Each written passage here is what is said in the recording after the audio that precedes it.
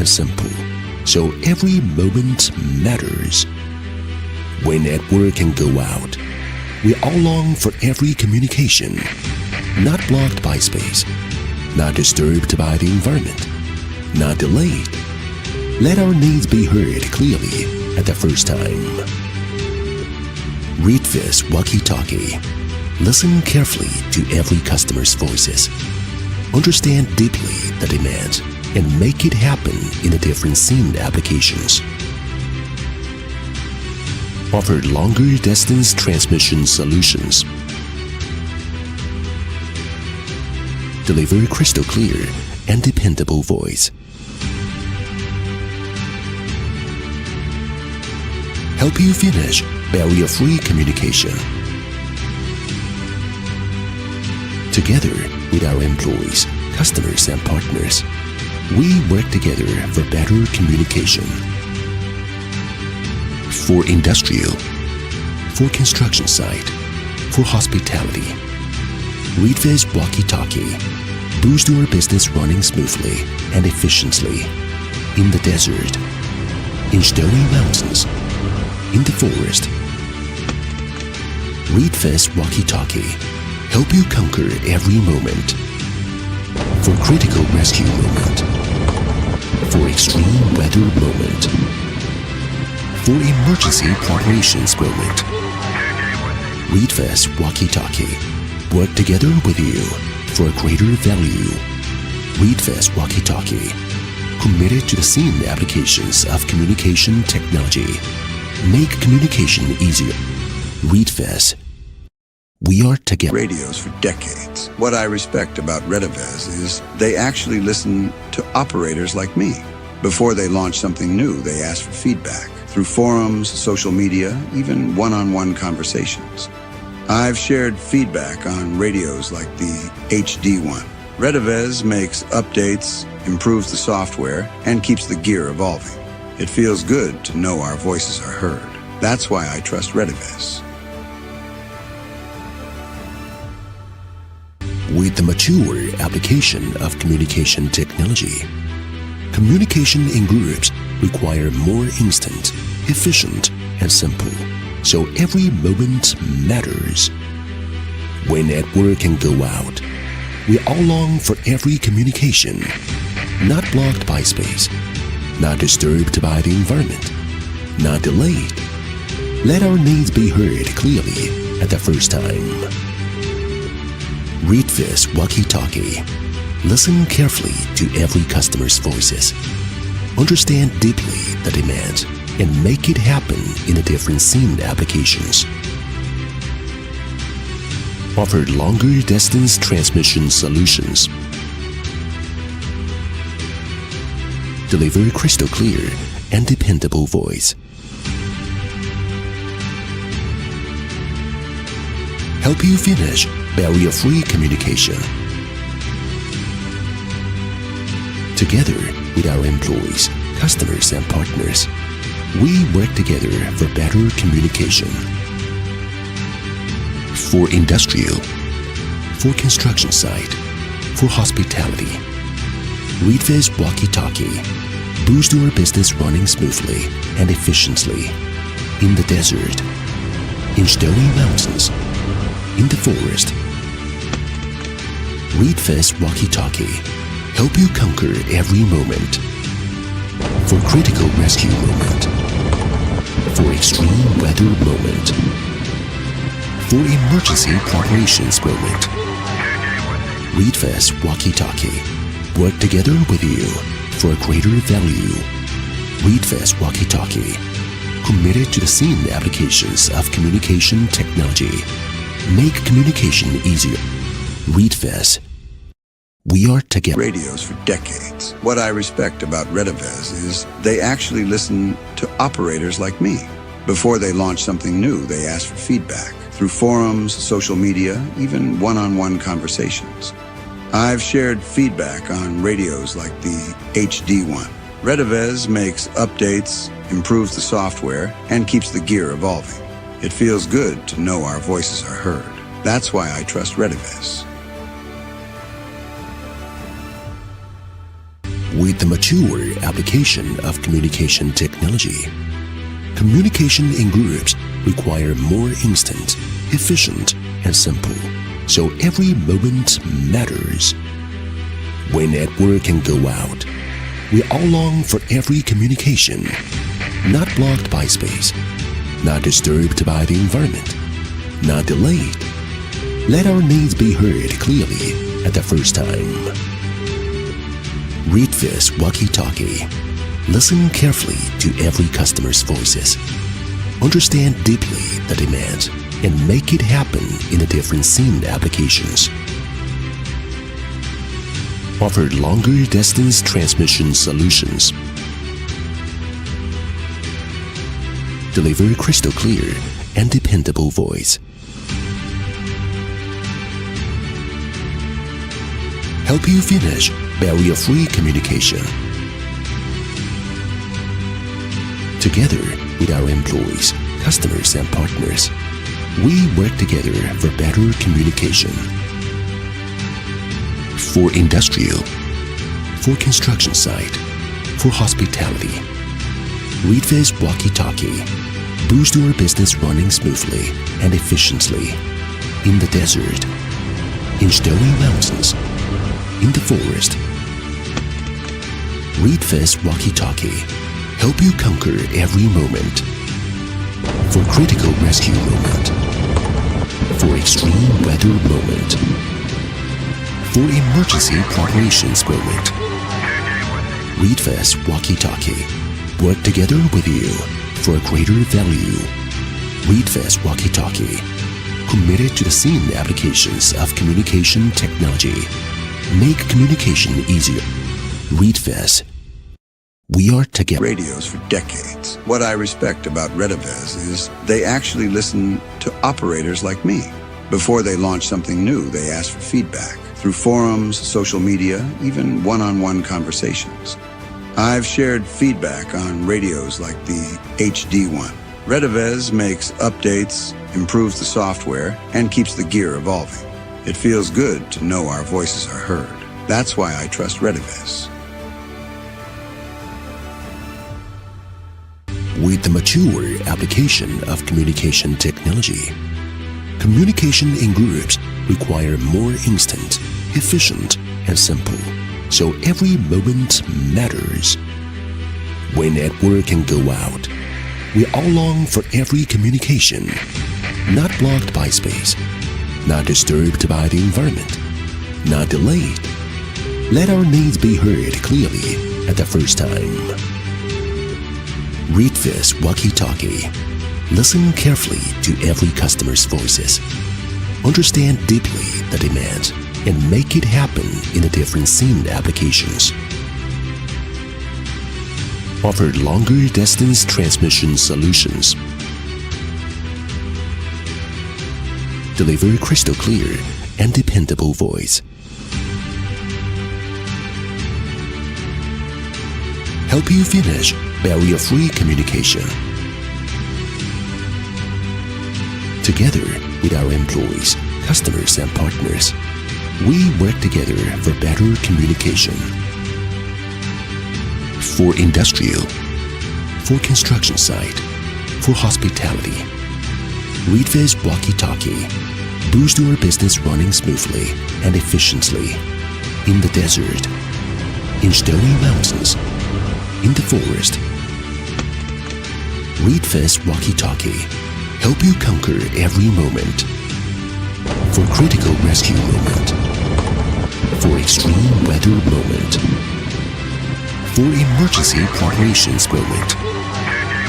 RETEVIS walkie-talkie work together with you for a greater value. On radios like the HD one, RETEVIS makes updates, improves the software, and keeps the gear evolving. It feels good to know our voices are heard. That's why I trust RETEVIS.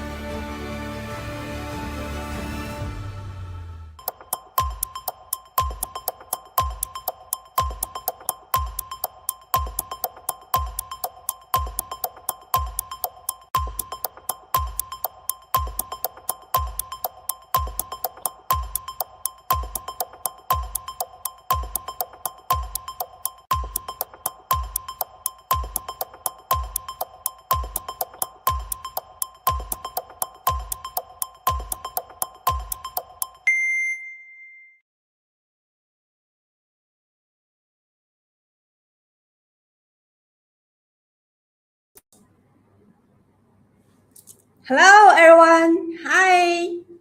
We're live now. Can you help me? Hi, we're live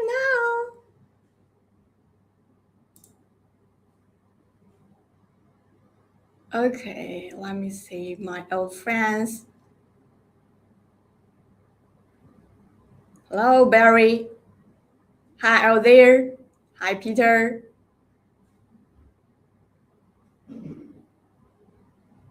Hello.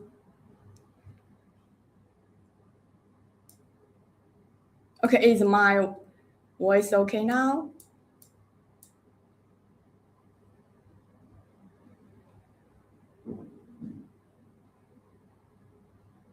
Yeah, my name's Julia.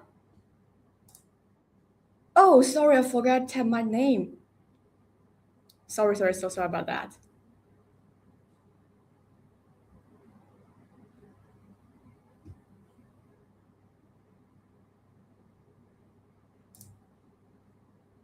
Hello, hi. Okay, if you can help me, please drop hi in the comments and let me know. Hi out there.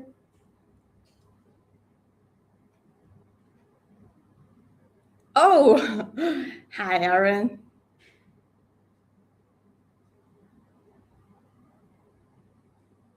Okay, hi, we're getting soon. Okay, sounds great. I think so.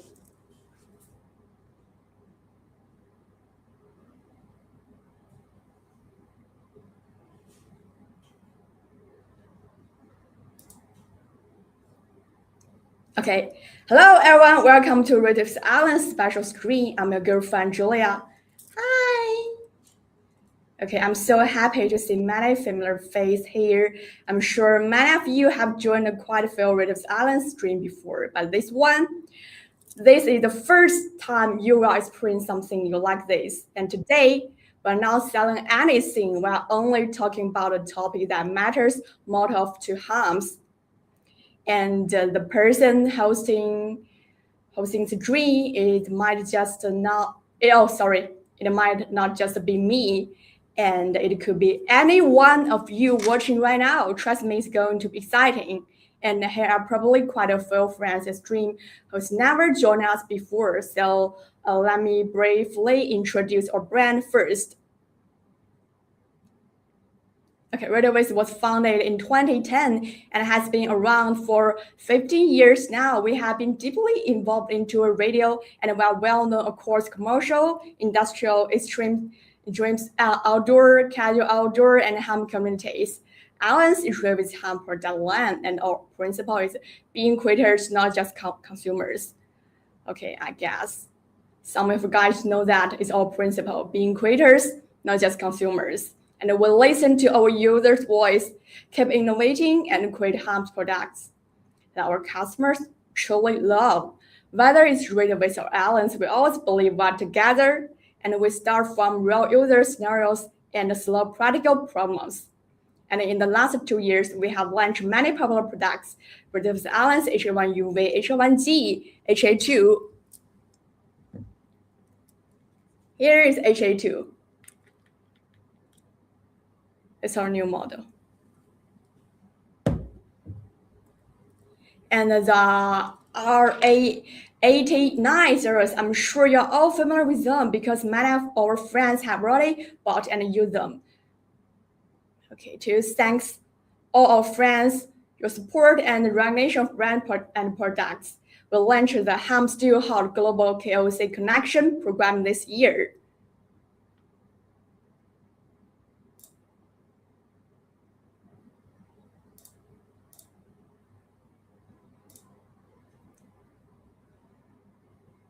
This program includes 5 parts, and I will walk you through each one.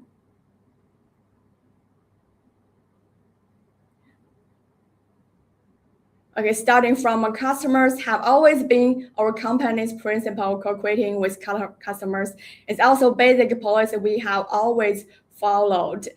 You may remember that in our previous stream, many fans joined us and we absolutely love their brilliant performance. We truly treasure those conversations. Also, many customers have constantly give us great suggestions for products and tested our prototypes.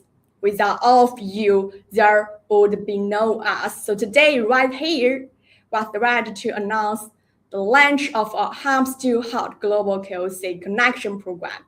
And the first is live stream co-creation. Okay, yeah, live stream co-creation.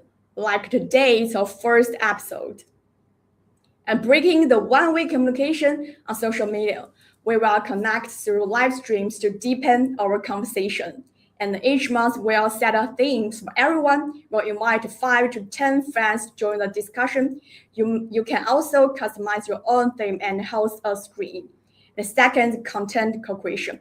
We'll take your great comments, reviews, and footage, edit them, and post them on our social media accounts. We'll clearly credit who it comes from and tag you, so your voice can be seen by more people and help more event homes. And next one is product co-creation. We will regularly invite customers to join early beta tests of a new product. You will get our new gear first, try it out, and then we'll optimize based on your needs and feedback. We also invite you to beta test for more upgrades. And next one is the event co-creation. We'll truly co-create online or offline events without you. We can sponsor small home community gatherings. You can represent us as the event organizer and help separate the word offline. And the last one is wealth co-creation. If you want to sell our products, and we offered a year-round commission of 5% to 8%. Okay, that's the first piece of good news I want to share with you today. I hope everyone in the stream will actively join us and help create even more exciting shows and products. Okay, if you are interested in and wanting to know more, just DM us at the RETEVIS AIlunce Facebook page. Yeah, you're gonna face a message, Julia. That's our global KOC connection program, and today marks beginning of our very first live stream co-creation episode.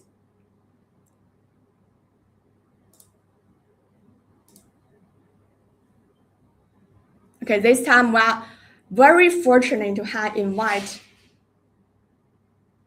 7 friends. I'm gonna invite them now. Wait a second.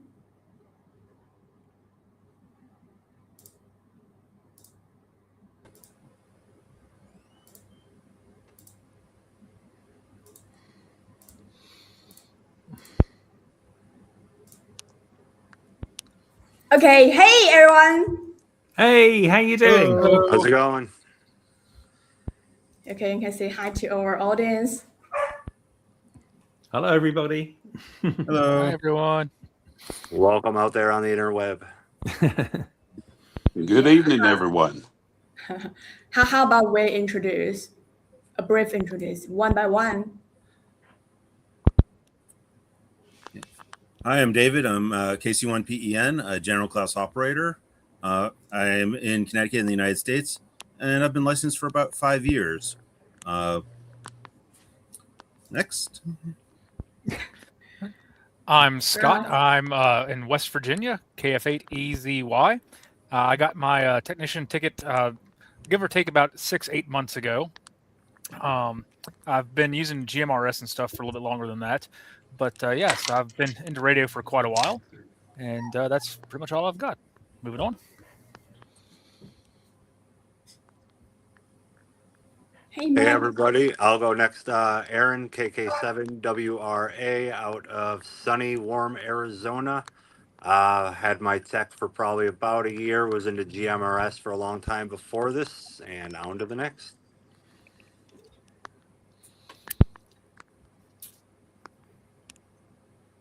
Scott Weber.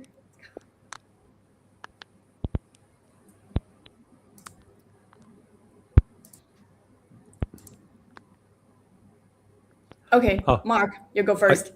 Okay, no problem. Hi, everyone. My name is Mark. My call sign is G3MRK.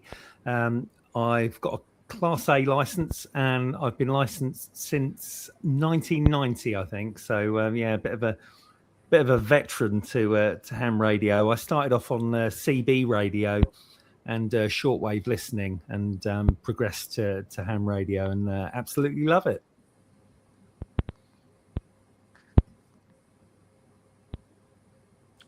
Hello, my name is Merzuke. My call sign is Tango Alpha 7 Yankee Lima Yankee, and from Turkey. I am interested in 3 years in ham radio, and I am working is very other remote station in Croatia, Slovenia, and Canada, and I am interested is field activity in POTA, JOTA, and Flora-Fauna. And thank you so much. Hey, Aaron. Oh, I wasn't sure if you guys could hear me. I'm Yeah. Aaron, KK7WRA out of sunny Phoenix, Arizona. Had my tech license for probably about a year now and was into GMRS for a while. Scott Weaver, can you help me? Okay, it's okay. I gotta introduce the Scott Weaver. He is our old friends. I guess many of you have seen and know him before, and he joined our joined face group, like AIlunce and Survivor group, and he is very with a good heart, is helpful and help others to solve some of their issues. Okay, I gotta. Hey, welcome back. Hey, Julia. For some reason, I could hear some of the participants, but not you or a couple of the others. So had to jump out and back in real quick. Just a short introduction yourself. Hey, my name's Scott. I'm in North Carolina in the United States. Whiskey 4 Echo Victor, W4EV. Been a ham for 22 years as of this week. Enjoy many modes within the hobby. Mobile, base, so on. Also GMRS user, and I'll kind of touch on that as we get into the discussion, but glad to be here this evening. Great. And today, I also invite Scott Portfeld be our co-host. Yeah. Okay, thank you, Julia. Yeah, so we're gonna move you guys. Just left me and Scott.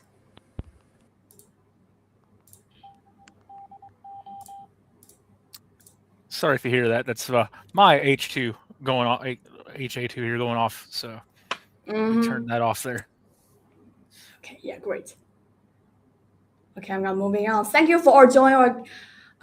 Thank you again to all our guests for joining us today. Now let me go over the rules of this stream. If you're watching and find this topic interesting, just click the invitation link to the comment section to join us on the screen. Once you are in, you can speak your mind freely anytime you have idea, anytime you want your voice to be heard. You are welcome to jump in. And let me also emphasize our stream's rules will respect your openings. As long as you don't touch politics, don't spam ads for computers, don't attack anyone personally, we warmly welcome you. Also, please share the stream link to your Facebook page and send to friends and post your favorite group so more people can see and hear what we're talking. We're always welcome. Okay, now we'll dive into our today's topic.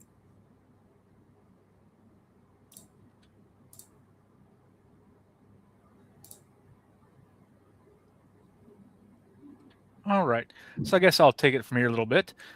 So basically what we're wanting to discuss a little bit today, if you've been around the ham radio community for any point in time or looked at Reddit or just Googled it anywhere on Facebook or anything, you eventually run across people talking about, is ham radio dead, or ham radio is a dying art, or if you read through this Reddit post that this person here had put up a couple of years ago, it's a wonderful story here. If you take the time to read through it, I'm not going to read it word for word for you, but the person goes through a little story here about how his father was a longtime ham that had passed away, and the author of this hadn't ever really gotten into ham radio, anything of that nature. But he remembered fondly some of the stuff his dad was doing as a ham operator. So as he was recollecting on that kind of stuff, he started thinking, maybe he'd want to try to get into the ham world. He had, like I said, never done anything with that. So as he was going through that, he started doing the studying, taking the test and all of that, and finally got his first level license. And as he got his first level license, of course, they were saying, hey, you should go ahead and keep on going, go to your next level, all that good stuff. So he continued to pursue it and saw that it wasn't just a ham radio, but there are other options of having, the echo links and that kind of stuff, all of the new age ham technology that they have. So he pursued that kind of stuff, kind of jumped into the deep end, as it would be for when it comes to ham radio and all of that. But as he went further down his ham journey, he was realizing that he was doing a lot of calling out, and he would get back just little bits and pieces here and there. It wasn't as talkative as, when you compare it to like CB radios, when you hear the truck drivers on the interstate and it's just constant chatter. And ham radio wasn't like that. He'd turn his radio on and he wouldn't hear anything, or he'd call out and he might have someone call back and just have a short little conversation and nothing more than that. Or they might call back and just say, hey, your signal sounds great. And he says, well, it should. I'm technically using the internet to carry my signal, or using my cell phone to carry the signal. So, by all intents and purposes, it should be a good signal. So as this kind of progressed with his journey, he was saying, with all of this going on, is ham radio a dying art? And he just was questioning as he goes, is it just a hobby? Is this something that's actually going on? Is it something that's worth time to invest into learning all this kind of stuff? So that's kind of where this went. It was just his journey after his father passed away and wanting to just kind of explore what ham radio is and questioning, is this still a viable thing? Okay, I think so. And I guess many people maybe think that's old news, but I think still in today, the topic isn't outdated or in fact more worth in revisiting than ever. Yeah, I agree. I actually just had this conversation today on my ham radio. Just a few hours ago, I went into town, went to go pick up some food for myself and my family. And anytime I've got the habit that anytime I'm in my vehicle, I just throw my call sign out on my ham radio on our repeater network here. Just, open up friendly chat. And if somebody wants to chat about anything, we'll talk while I'm driving just to kind of pass the time. And one of my buddies that lives here in town called back to me. And we discussed some things, some projects I've got going on here. And we were talking about that with ham radio and just how a lot of people out there don't understand what ham radio is. It almost has a bit of a stigma, like, someone that doesn't know much about ham radio and you mention a ham radio to them, they immediately jump to the 70-year-old guy sitting in his basement by himself, pressing the button and hoping to talk to somebody. And that's the stigma that everybody that doesn't know what radio is just has in their mind of a ham radio operator. And while I'm not going to be prejudiced and say that there is no 70-year-old man sitting in his basement with a ham radio, that's not just what ham radio is. So we were discussing that a little bit and talking about, that yes, while in today's world, it is much easier to pick up a cell phone and make a phone call, or to text your buddy to make dinner plans or whatever. We were reflecting on here, at least in my part of the world, and I can't speak for Mars or Mark over, across the ocean, but here where I am, it hasn't been that many years since we had a pretty large disaster roll through this area, and cell phone towers were down for 48 hours. Power was out for weeks. So whether cell phone towers are functional or not, if you can't charge your cell phone, you can't make those phone calls. You can't send those texts. And the only thing that people had for any type of communication was ham radios and GMRS radios. So in that aspect, whether you want to think ham radio is dying or not, at that point in time, the only communication people had was through radios. And if it wasn't for ham operators, people wouldn't have had any communications at all. So whether or not you want to consider a dying art or not, it's still, to me, an art that's alive and well. And that's what led me to getting my eventual technician license that I have now. So when you're making a call, can you get a reply always? Where I am, unless it's like 3 o'clock in the morning, if I call out and I have a question, usually I will get a call back. It's almost guaranteed for where I am. Okay. So let's finish this part. And now I'm going to invite the first of a guest to share his opening. And let us see.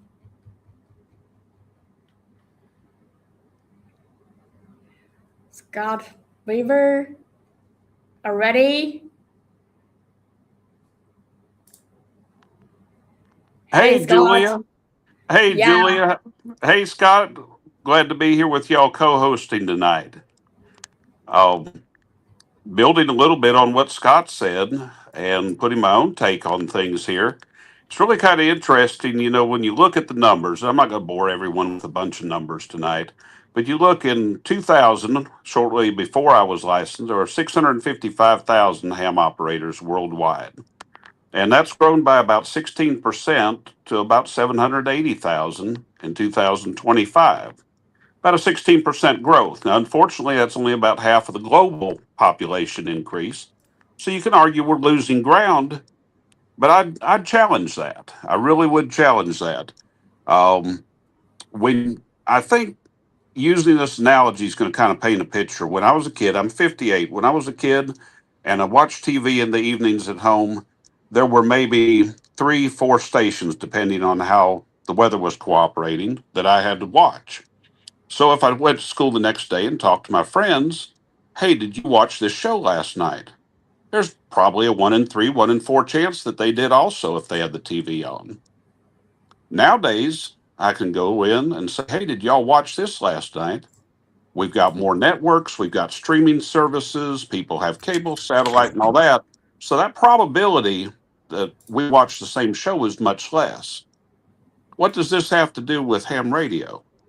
I'm looking at it, we've got an increase in numbers of operators. That's a good thing. We also have, as technology's evolved, more opportunities than ever. When you look at the folks that pioneered the hobby, they had CW first, of course, sideband, phone on sideband, FM and AM as things progressed. And nowadays we're blessed with the technology. We've got D-Star, DMR, Fusion, FT8, RIDI, PSK31, on and on, even slow scan or fast scan TV. So we've got more out there than ever. That's the equivalent to the plethora of TV channels. And I think that's what makes it a little harder sometimes to find someone to talk to. The bands appear more vacant, but people are scattered out, but they can also go into whatever their personal interest is and delve as deep into that as they want, or just scrape the surface. So I think one of the keys there, as Scott mentioned, you get in your vehicle, throw your call out. You pick up the HT, throw your call out.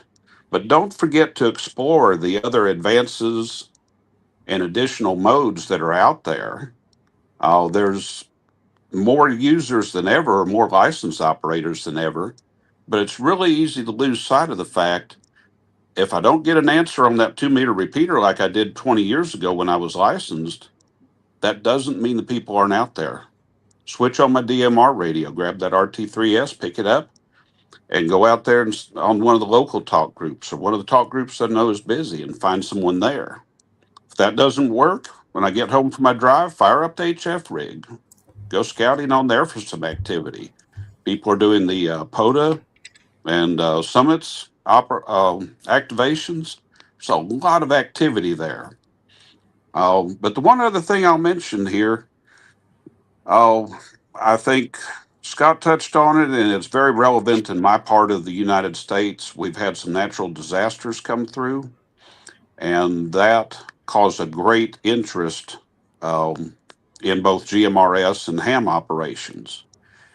And, I can look at it in my personal case. My daughter always kind of tolerated this hobby of mine, but following a natural disaster in the area about a year and a half ago. Power was out for a week. Cell service was down for multiple days.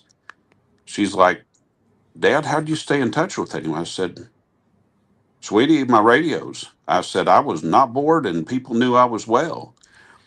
And guess who went and got their GMRS license and is considered a ham license? My daughter and her family. So we'll see where it goes. But one of the other things that was also great out of that is a lady that encouraged community participation with GMRS as a quick way into radio has also brought a lot of youth into the um, ham radio and GMRS radio folds. Runs a full youth net that is packed with people willing to talk to those kids weekly basis here. And we've got some 7 and 8-year-old net operators that can hold their own against the well seasoned veterans. My thoughts on it, I think the hobby's anything but dying. It's just evolving and we need to evolve with it.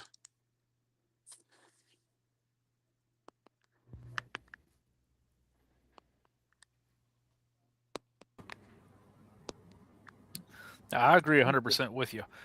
Just because, a lot of people that I've talked to, that aren't as up to date with current technology. Some people aren't fans of the whole echo links and, especially start talking about DMR and throwing all other stuff in there. They're wanting to be more traditional with what ham used to be. But I'm the type of person, like I said, I came from GMRS first and then into ham. They're all different tools in the same toolbox for the same reason, right? It's just whatever application you've got, you might have a different tool for it.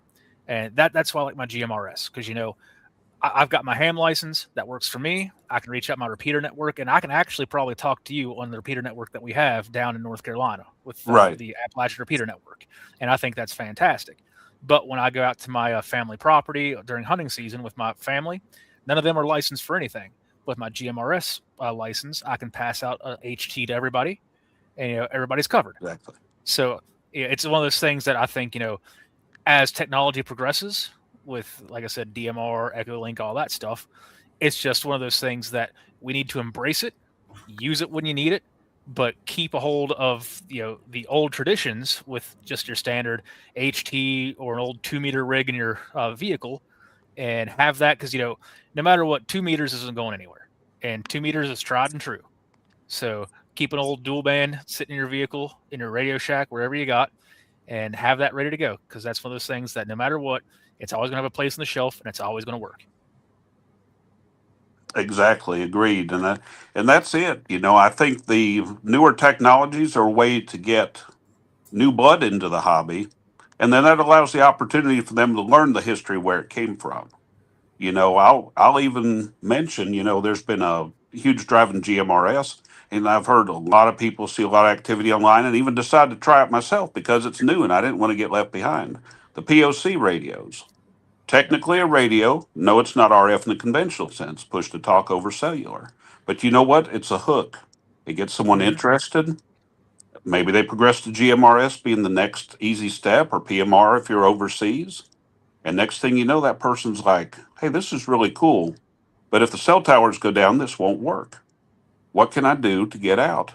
And like you say, next thing you know, they're learning about simplex. They're learning about HF. The progression, sometimes you got to progress by moving backwards to the basics. And I look at it, this new technology gets someone new into the hobby. There's plenty of opportunity to keep it alive and keep it interesting. Exactly. And back to the DMR thing, I've chatted with Julia over in China with the DMR radio. Right. And just, Yeah. And that's one of those things that you just have to have a basic ham license to be able to get on DMR. So, you can show your buddy, hey, I can talk to someone in China sitting anywhere with this as long as I've got an internet connection. But then you tell them, but there's a way you can do that with no internet connection. You just have to have the right setup for it. And it's then just using a standard radio, and you have the right setup and the right antenna. And you could just bounce your signal all the way across the other side of the world. And then Exactly. that gets people thinking, so you can do this without the internet. So that gets the gears turning in their brain, and they realize, this is kind of cool that you can take this older technology that's been around since, honestly, back in the early 1900s when they started working in all this radio stuff. And they say, so you can do that without the internet. And like you said, that gets the interest there. And then it turns into well, I can do it, you can't. So that might get some new blood into looking into stuff. So yeah, I'm with you 100%. Exactly. Yeah. Okay. Sorry to interrupt. I might have a stupid question. May I? Certainly, go ahead. No, you're the host. Yeah. You're amongst friends, Yes. Julia. Ask anything. Yeah. Yes, Scott Weaver just said when the radio's licensed, that doesn't mean nobody here. They just don't reply to you. Why? Why they don't reply to me? Boy, I guess Maybe either of they're us just could run with that. active. You go ahead. I was going to say, I think it's just a matter of the timing, but it's a matter of being persistent. I actually gave my brother an HT for Christmas. Now he lives a couple hours away from me, but we do have a couple repeaters we could hit in common. He is not licensed, but I encouraged him to listen. And I think one of the challenges there, even though he's almost my age, of course, being my brother, our world has evolved. And again, here we go. We got to stay up with times. But our world has evolved to a lot more of the instant gratification. That's not a bad thing. It's nice, going back to my analogy with TV channels. You can watch anything, anytime that strikes your interest. But it's not always that way when you turn the radio on. There are, as Scott mentioned there, I'm blessed living in the area where I do, even though I'm kind of remote. I have a lot of repeaters in a couple large cities near me that regardless of time of day or night, I can usually find someone on a repeater, even if it's not viable to use HF. So driving home from work after midnight, I can usually find a conversation.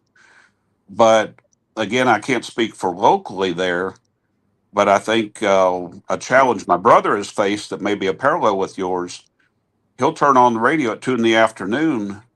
when he's kind of between doing some other things. 2 p.m. is not a good time to be on the radio typically. Right. You kind of get a dead spot there between people that may be on there during lunch or getting ready to go in on an afternoon shift, but no one's coming home yet. So, and then as I mentioned, Julia, what were you on? Was that on DMR? I think you just like me. I got someone, they are just into listening. They don't want to speak. It's just like me. Okay, yeah. Yeah, I'm into listening. And that's one of the things too that I think Scott touched on, and I'll touch on. Don't be afraid to pick up the mic and call out. For anyone that's licensed, pick up the mic and call out. I would really love to be able to see how many people are listening out there. Yeah. Even if only one answers, I'd put money on it. Some of these repeaters around here, there's 30 listening, but only one keyed up to answer. And that's just something you got to break that ice. And the more you get the roundtable conversations going, the more people will chime in. Yeah, that makes sense. So we encourage everybody just pick a radio and make a call, because if you are like me, if I insist calling and make a call and nobody answer me, I'm gonna fall down. So I don't want to insist. I don't want to get into radio. I don't want deep into radio. So let's get started today. Just pick up a radio. Yeah, and that's what I started doing when I first got my license. I didn't know what I was doing on ham radio. I'd seen and I'd heard people listening a little bit when I had my GMRS radios. I'd tune to a ham frequency here and there and just listen a little bit. But I just started by picking up my HT or my mic in my Jeep and just saying, KF8 EZY monitoring, and just leave it at that. And wait for someone else to call back to me and say, hey, never heard you on the airways before. I got your call sign. Where you're from, what's your QTH. And your radio sounds good. Where the repeaters here, where are you hitting it from? That kind of stuff. And just little bits turn into long conversations. And eventually, I've got 4 or 5 people I talk to here. There's actually an older gentleman that lives down in the southern part of the state that he lives by himself. It's just him and his dog. I think he said he's 85 years old, if I remember right. And he just picks up his radio occasionally to call out just to talk to people. That's the only outside contact he has. So everybody knows his call sign. Everybody knows his name. And when you hear him call out, people just chat with him for a little bit. And as we're going about our day, he'll sit there on the radio all day long and just open conversation with whoever's in there to talk to him for a few minutes. So that's all it is. Don't afraid to take the first step. Yeah. Okay, I'm gonna encourage me today to take the first step. Yeah, just do it. Throw your call sign out there, you're listening, and see what happens. Mm-hmm. Okay, now thanks for sharing, Scott Weaver. Certainly. Glad to be here. We'll let the other guests speak their mind. I'm really enjoying this format, Julia. Thank you for putting this together, and the folks there at RETEVIS and AIlunce. I love this format. I'll go ahead and turn it back to y'all. Okay. Thank you, Scott. Thank you. Thank you. So next is Mike. Mike, are you ready? Hold on. Oh, wait. Where's Mike? Hey, Mike. Are you there? Can you hear me? Sorry, something wrong with your... I cannot hear you. I cannot hear you. Sorry, just...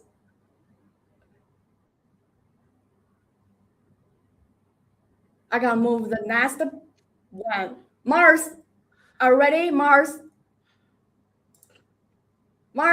There we go. Yes. Yeah, so sorry, something wrong with Mike's microphone. Yeah, so no problem. I will let you first. Okay, no problem. Might be working now. I'm not sure. Oh, there we go. We got your mic. There we go. Had to get off the headphone mic. There we go. Yeah, most of the stuff you guys, I've been on amateur radio for close to 40 years, and was a club member for, 35 of that. I didn't rejoin last year. You guys are really lucky that you have that. You pick up the microphone and somebody's there. We have lots of repeaters in my area. There's 4 repeaters that I can bring up on a handheld, actually 5, but they don't use them anymore. They do a Saturday check-in, this sort of thing.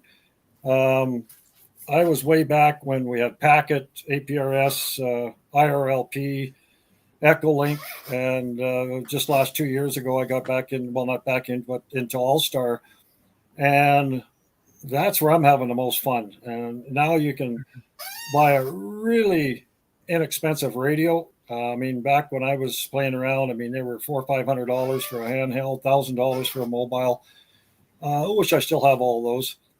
But my local group doesn't, why are you doing that? Why have you got so many nodes? And interesting, you mentioned DMR. I had to reach out to a guy in Germany to actually help me set up my DMR radio. Nobody around here was really into it much or interested in helping you. And so it's not dying, but you are right for the emergency communication stuff. Internet will go down. There is some other internet providers that will not go down. That's a whole different side story. Right. HF, I have the radios, I have the antennas, never really got much into it. But no, with this new technology, the price of the radios, the durability of the radios, I've got, 4 or 5 people that are amateurs, were kind of in a slouch, that are now back buying radios, too many radios. Yeah. And, but again, we're using RLP. I got my old node going again. It was actually 142 number out of, I forget how many thousands when they started 23 years ago. But everybody's got a different thing. But no, I do see it picking up. Maybe it was kind of dying, but in my area, not in you guys' area, but it sounds a little tall. But again, the new support, and there is support on some of the new suppliers and stuff now. Some of the older suppliers, not so much. But no, moving forward, this is really interesting. I'm on an all-star net, 10 o'clock every night out of Chicago. There's a big, and they connect worldwide. On Saturdays, there's a technology net out of Ontario, which goes for 3 hours. And the amount of people on there is just mind-boggling. But of course, it's internet, so people don't think that's ham radio. But hey, if Packet didn't exist, there would not be any internet. So I'll throw that one out there. Anyway, this is a great setup what you guys are doing here right now, and really interested in what's happening. So I'll switch it back to you, Julia, for the next person. Thank you. Yes, thank you so much for sharing, Mike. And okay, I also got a question for you. When you spend around $500 to buy a radio, does your beautiful wife agree to you? I have an old Kenwood here, G7A, and I think they were almost $400. When I got the HS2, I actually brought it back out of the dust. It did fire up. It did work. But again, I've got some other brand names that were mobiles, D700s, 742s. Those things are $800, $1,000. Now, fair enough. They're 25 years old. They're actually just failing now. So they lasted a long time. But again, when you could pick up a handheld like the HA2, I don't know, I guess different parts of the world, but I mean, like $100 type of thing. Actually, I've got 3 friends now that I've turned them on to that. And I'm not sure if 2 of them already ordered them or not. I said, you got to try this thing out. Again, they were doing nothing. And now that I take us to the coffee meetings and I take it to the, like, where'd you get that? What's that all about? And so, yeah, trying to spark the interest with new gadgets. And I think that's going to work out great. Okay, that makes sense. Okay, what's our take on this, Scott? So I just have to ask, your wife doesn't yell at you for buying all those radios and having spent that much money into it? No, actually, she's bought me most of them. If it wasn't for Christmas or birthdays, the kids go to get. Well, go back to that. It's a good question. We're a little bit different that way. If we're going to buy something for Christmas or birthdays, it's something we want. So we actually tell them what we want. I'd like to have this if you guys can pool together. So then you don't get a pair of pink socks or something you didn't really want, or some other gadget you'll never use. So we all get kind of what we want. Is a surprise there? Yes, no, but everybody's kind of happy on Christmas or birthdays. So no, I mean, yeah. So most of I buy a lot of my own, of course, but and on multiples. I mean, you buy one, it's a different color. Oh, that's kind of cool. I better get that color. I better get that color. So you don't get me started on that because I've still got stuff in boxes I've never even opened yet. So, yeah, that's fair enough. I get that. Yeah. So one of those, I have it sitting on a shelf, and it's one of those I could count, but then I'd have to admit the addiction, and we don't discuss that. Exactly. Okay, how about when my birthday is coming, I make a wish. I want one more radio. I want one more radio. I want one more radio. I gotta make a wish as my birthday present. See, for me, it's one of those. Well, this year I'm going kayaking, and how many friends would have going kayaking with me? Well, if I'm bringing someone else extra, I need to have another radio to cover them. And how many of those do I have now? I could always use one more. And then, of course, I have an extra in case one gets lost in the river or something. Oh, that's never happened, but you never know. So you have to have the extra to cover that. So, it turns into, well, I've got 5 people. I need at least 10 radios to cover all 5 people. Yeah, and it just becomes exponential. There's also some of the other suppliers out there that have open source.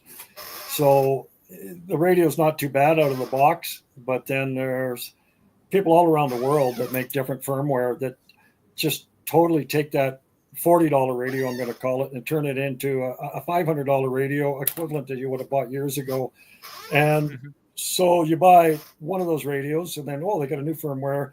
I don't delete that firmware. I just get another radio and add the new firmware, and so on and so forth. So it is good when they do have the open source stuff. Anyway, back to you there, Scott. Yeah, no, I get that. Yeah, and I will also agree with that because you know you never know when you're gonna have that redundancy. You might have a problem with the one that you just got, so you got the old one that's already tried and true. You didn't mess with it, so you know it's going to work the way you want it to. So no, that makes perfect sense. Yeah. Okay. No problem with that. Yeah, thanks for sharing. Thanks for sharing, Mike. You did a very good job. Yeah. Thank you. Okay. Now I'm gonna invite our next guest. Mars, are you ready? Okay. Hi, Mars. Hi, Julie. Yeah. Okay. Hello, everyone. Today's topic asks a very powerful question. Is ham radio dying? And my answer is clear. No. But be more accurate, ham radio is not dying. It is simply moving beyond all habits and evolving. Because the world is changing, technology is changing, the way people communicate is changing, and amateur radio is not changing, just a survive. It is changing in other the growth. Today, amateur radio is no longer only about sitting in front of a microphone. It has become a modern space where technology, creative community, and the exploration come together. In today's work, everyone can communicate through in the internet, but the different with amateur radio is this: we don't just consume communication is ready. Midway, we build it our servers. First, a signal to reach the other side, you need the right antenna, the right setting, the right propagation, sometimes the right timing, and often a lot of patience. That is why amateur radio is still extremely available to me. Because it offers something very rare in the modern world, the experience of the building something from scratch. And for me, and of the most critical parts of amateur radio future is remote station, digital models, and new technologies. Some people see this development as something that could harm the spirit of the ham radio. But I believe the opposite. These technologies do not weaken a ham radio. They give it a new dimension. Today, an amateur radio can experience station and in the different country, join contests more easy, abroad propagation differences, and learn new systems. Even people who do not have access to strong equipment or antennas can still be active. And I think this is the most important point. The new generation is growing up with technology, SDR, software, digital modes, and online system are nurtured for them. If amateur radio does not adapt to this work, it will be not die. It will simply become invisible. That is why remote system and digital technologies are not a threat to a ham radio. They are huge opportunity. This is not just making things easier. This is evolution. On the other hand, field activity, POTA, JOTA, SOTA, and Flora-Fauna, in my opinion, the most alive and excited side of ham radio, because you are not just making QSO, you are building your antenna, you adapt to nurture, and you solve problems on the spot, and everything is your control. These activities turn amateur radio from hobby into real experience. And I believe they have a very important effect. They make amateur radio much more attractive to people other side the hobby. Imagine someone in the park is soar around by nature, smiling and enjoy chaos with the radio. Anyone who sees that will be immediately wonder what is the person doing, who are they talking, and how is this possible. That credit is the best promotion ham radio can ever have. People are not only interested in technology, they are interested in story. And your project is like Yota and international event also shows something very clear. The new generation is already here, but they don't want to only talk. They want to create building teams and develop a project. Amateur radio offers the perfect space for that, because here you can learn, improve, and become part of the real community. And I truly believe the future of a ham radio will not be building only by technology. It will be built my community culture. Yes, today everyone has a phone in their pocket, but the ham radio is not just an alternative communication method. It also gives people important skills: technical thinking, problem solving, patience, discipline, and staying calm under pressure. That is why amateur radio is not a hobby of the past. It is a skill for the future.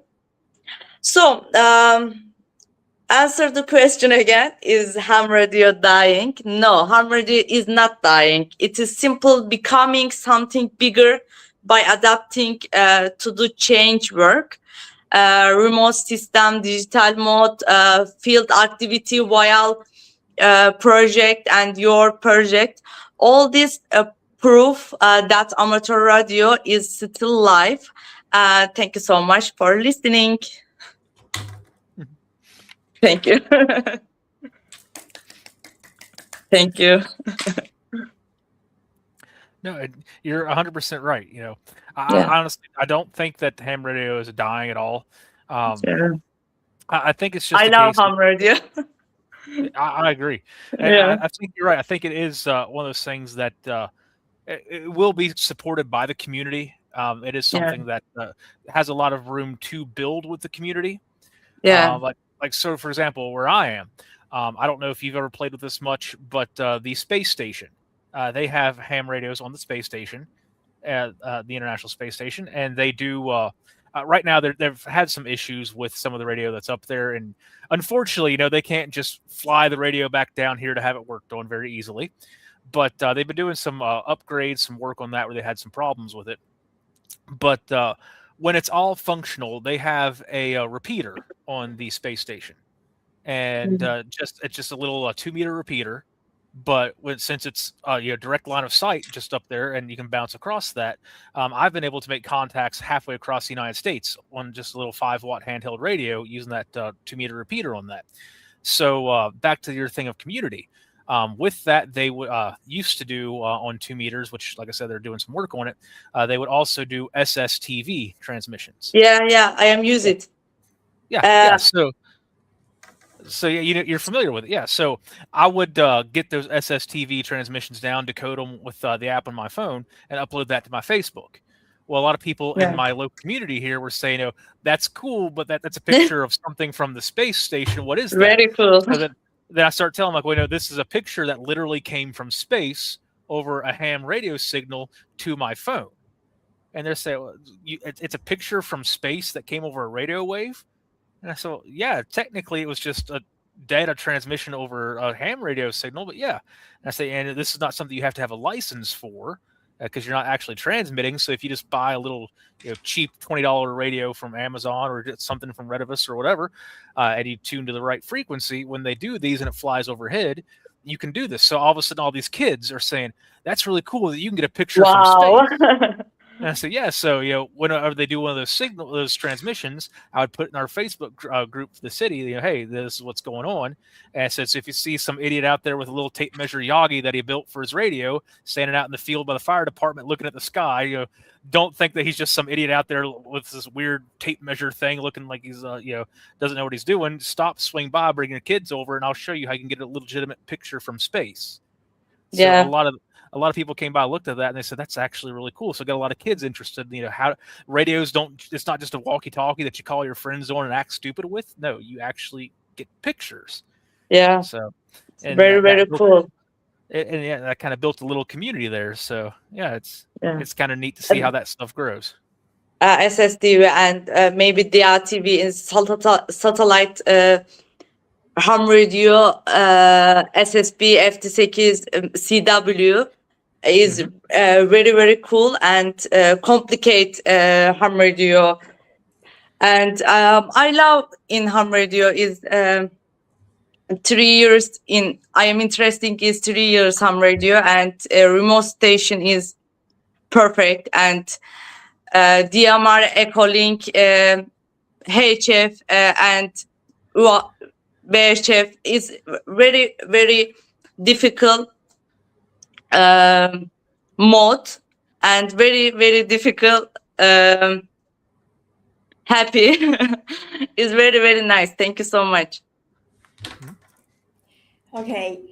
I know the Scott have shown before the SSTV, the picture from the SSTV. Oh, JC Scott, I have a connection with the space station. Super cool, right? Yeah. Oh, well, that then even you get the APRS packets to come down, and you're watching, you're getting the APRS, and you get this person's call sign. Like, okay, that's cool. I got this person. Then you get the actual call sign from the astronauts, and you're like, I just literally got a packet come from the space station directly. So I had not a one-on-one, but close enough to an astronaut in space. So you can show your buddies, hey, I actually had a contact with an astronaut. That's kind of cool to be able to say. Wow. Yeah. Oh my God, this is super cool. Yeah. And Mars mentioned that with the technology, with the development of technology, everything changed. Yeah. And I think our radio have to change too. It's okay. I gonna have our engineer team and product team. They have to update their radio. They have to improve. Yep, you have to stay current. Yep. Okay, Mars. Thank you so much. Thanks for sharing. Thank you so much. Thank you. Thank you. Hey, bye. Okay. Bye. Bye. Bye. Thank you so much. And welcome. That's our guest of the first group. They have finished their speech. So let's have a 5 minutes break. 5 minutes break. Okay, guys, I gonna add you all on stage. Gary, Mike, Scores, Aaron. Hey, it's a five minutes break. Sounds good. Okay, 5 minutes. Let me take.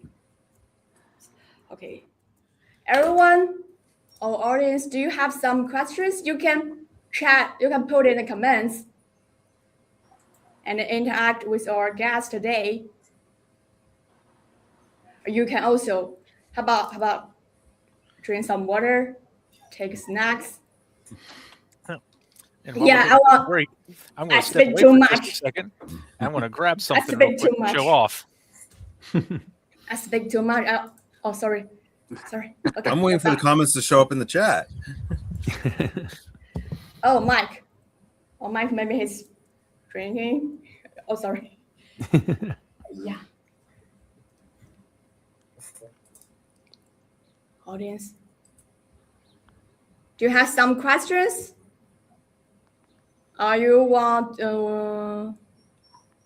Wow, our audience. Oh, that's silence today. Maybe that just focus on our speech. Yeah, your speech is so great.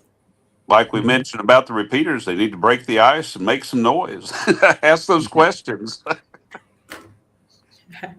Speaking of breaking the ice, make some noise. We have what we call mic fright. And we actually have a whole net every week at my club dedicated to mic fright. New hams getting a chance to join a no judgment zone type net. I feel like we should have the show in this format and open it up just for debate so everybody can just talk back and forth. Yeah, that's good performance. Yeah. Okay, hey, Debbie, can you do me a favor? Sure. I need to drink some water. So you handle the situation, you control a little bit right now, okay? I will be right back. It's 1 minute. Is that okay? David? Yeah. We're counting. Sounds good. Yeah, do you copy? Solid copy. Yeah. Give me 1 minute. So in the chat, what's your favorite operating mode?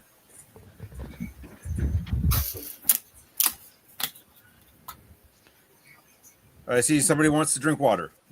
That's not an operating mode. It might be. Well, I've got something. I don't know if you guys have ever done this before, but I was talking about the SSTV and stuff from the Looks space like station. everybody's sitting indoors. Is it not nice out where you're at? But if you guys haven't gotten one of these before and you work at the space station, they'll actually send you a QSL card. Oh, wow. With I put a little handwritten note on the back of it as to when you contacted them. I'm sure you can't see it with that camera, but they'll put as to the date, the time, and what mode you actually contacted them with. You have to send them a little envelope with your address and a stamp on it and everything, but they'll send that back to you. That is very cool. I'm one of these mad people that recently built a tape measure Yagi, and yep. Oh, it's absolutely fantastic. It's 7 elements on UHF and 3 on VHF, and we've had a couple of passes today, and I've been one of those people looking like an idiot in the back garden, holding this this huge contraption up, trying to point it in the right direction and speak to these amazing people. And it's just something really incredible. You see it on the tracker sort of coming up because I'm sort of central United Kingdom, so I'll see it coming up over the Atlantic, and then you start to hear a few Irish voices coming across, and then you start to hear a few English ones, and then it goes over and you start to hear the other voices on the continent, sort of Germany, France, that kind of thing. And it's absolutely fantastic working something with 5 watts in your back garden that's kind of 200 miles in the air. It's there's nothing else like it, I think, and that's something I'm really getting into recently. Yeah, along those lines, ridiculous. Yeah, I mean, along those lines, working HF 20 watts to get Australia on the other side of the world, with 20 watts in a wire, yeah, it's impressive what you can do. Oh, it's fantastic. I mean, I must say, HF is something that I really, really want to get into. I've got a lot of, I've done a lot of shortwave listening and sort of SDRs and that kind of thing. Yeah, I really need to try and get a transceiver to get on there, because I love that whole QRP thing of sort of working the world on sort of 10, 15 watts or whatever. That would be absolutely fantastic. And there's just so much to listen to on there as well. Now, Mark, we got a question in the chat that with you being over there in the UK, it could probably be a good one for you to answer here. Okay. Someone has asked if a ham radio operator has to register in each country or not. So, of course, most of us here in America, we've already answered that. Of course, with us, we do have to register, do the whole license exam and all that good stuff for each class that we go to. So tell us about what's like on your neck of the woods. Well, I believe, it's changed a fair amount in recent years. I took my my exam in 1990, and originally it was a B class license, so I had a G7 call sign at the time, so which meant I couldn't work HF on that license.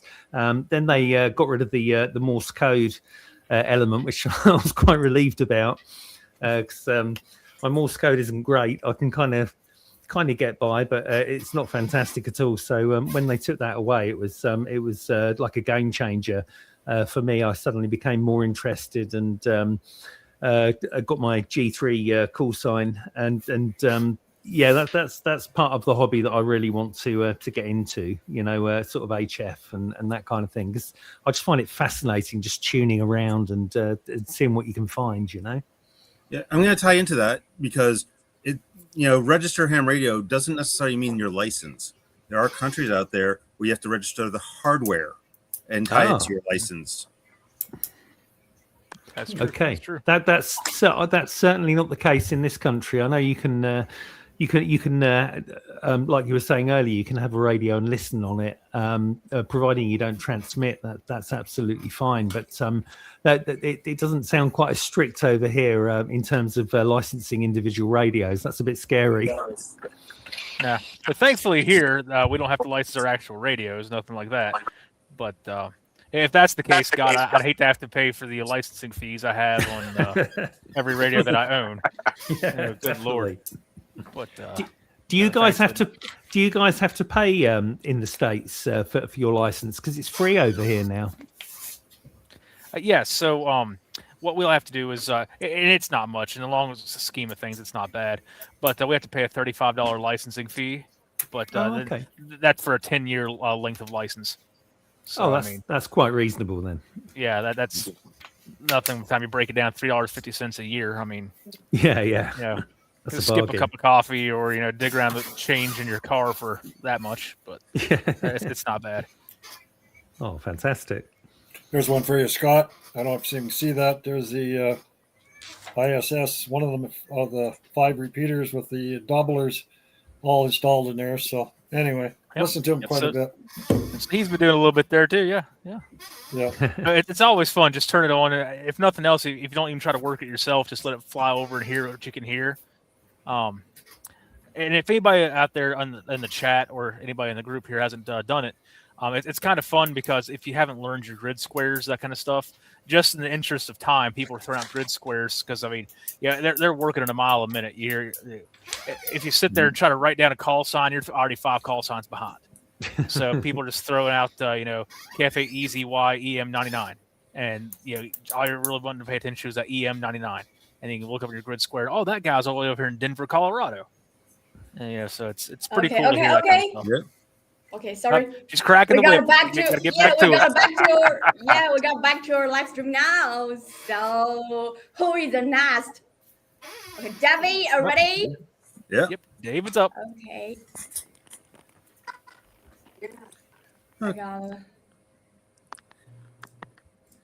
So I'm going to agree with a lot of what's been said already about ham radio isn't dying.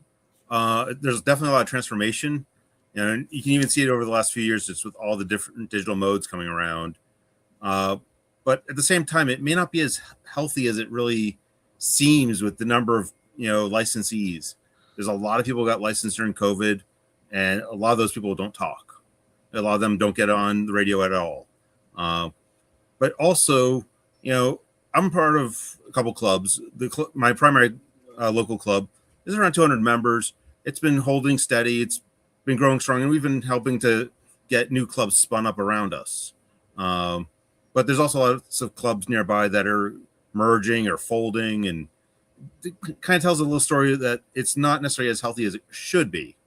And to that extent, we've actually been working, with the ARRL in our area to start a program to help, encourage growth, encourage visibility of the hobby, encourage members to be active in the community. We have members who will do VE sessions and teach classes for licensing.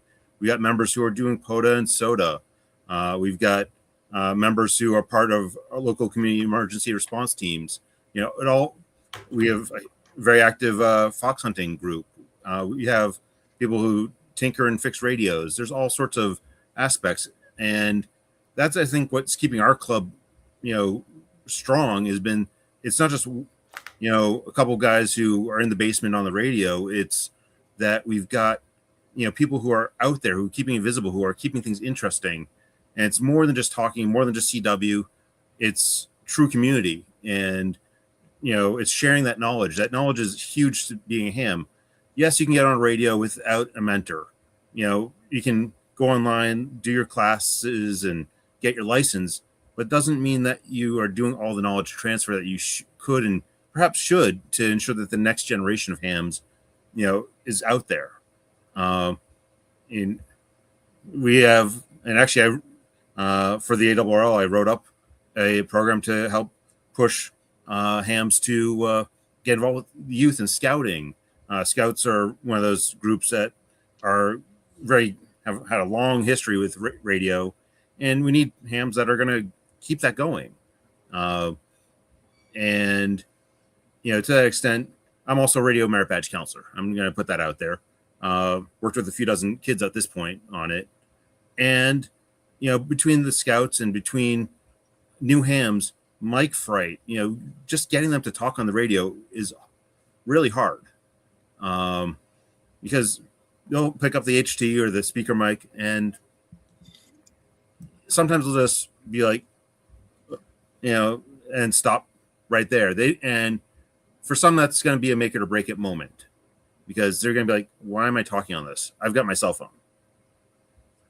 But for those people, sometimes during radio badge sessions or Jamboree on the air, just getting out my DMR handheld, and letting them listen to somebody on the other side of the planet gets them back into it, because they're like, you're talking to somebody in China, Japan, wherever.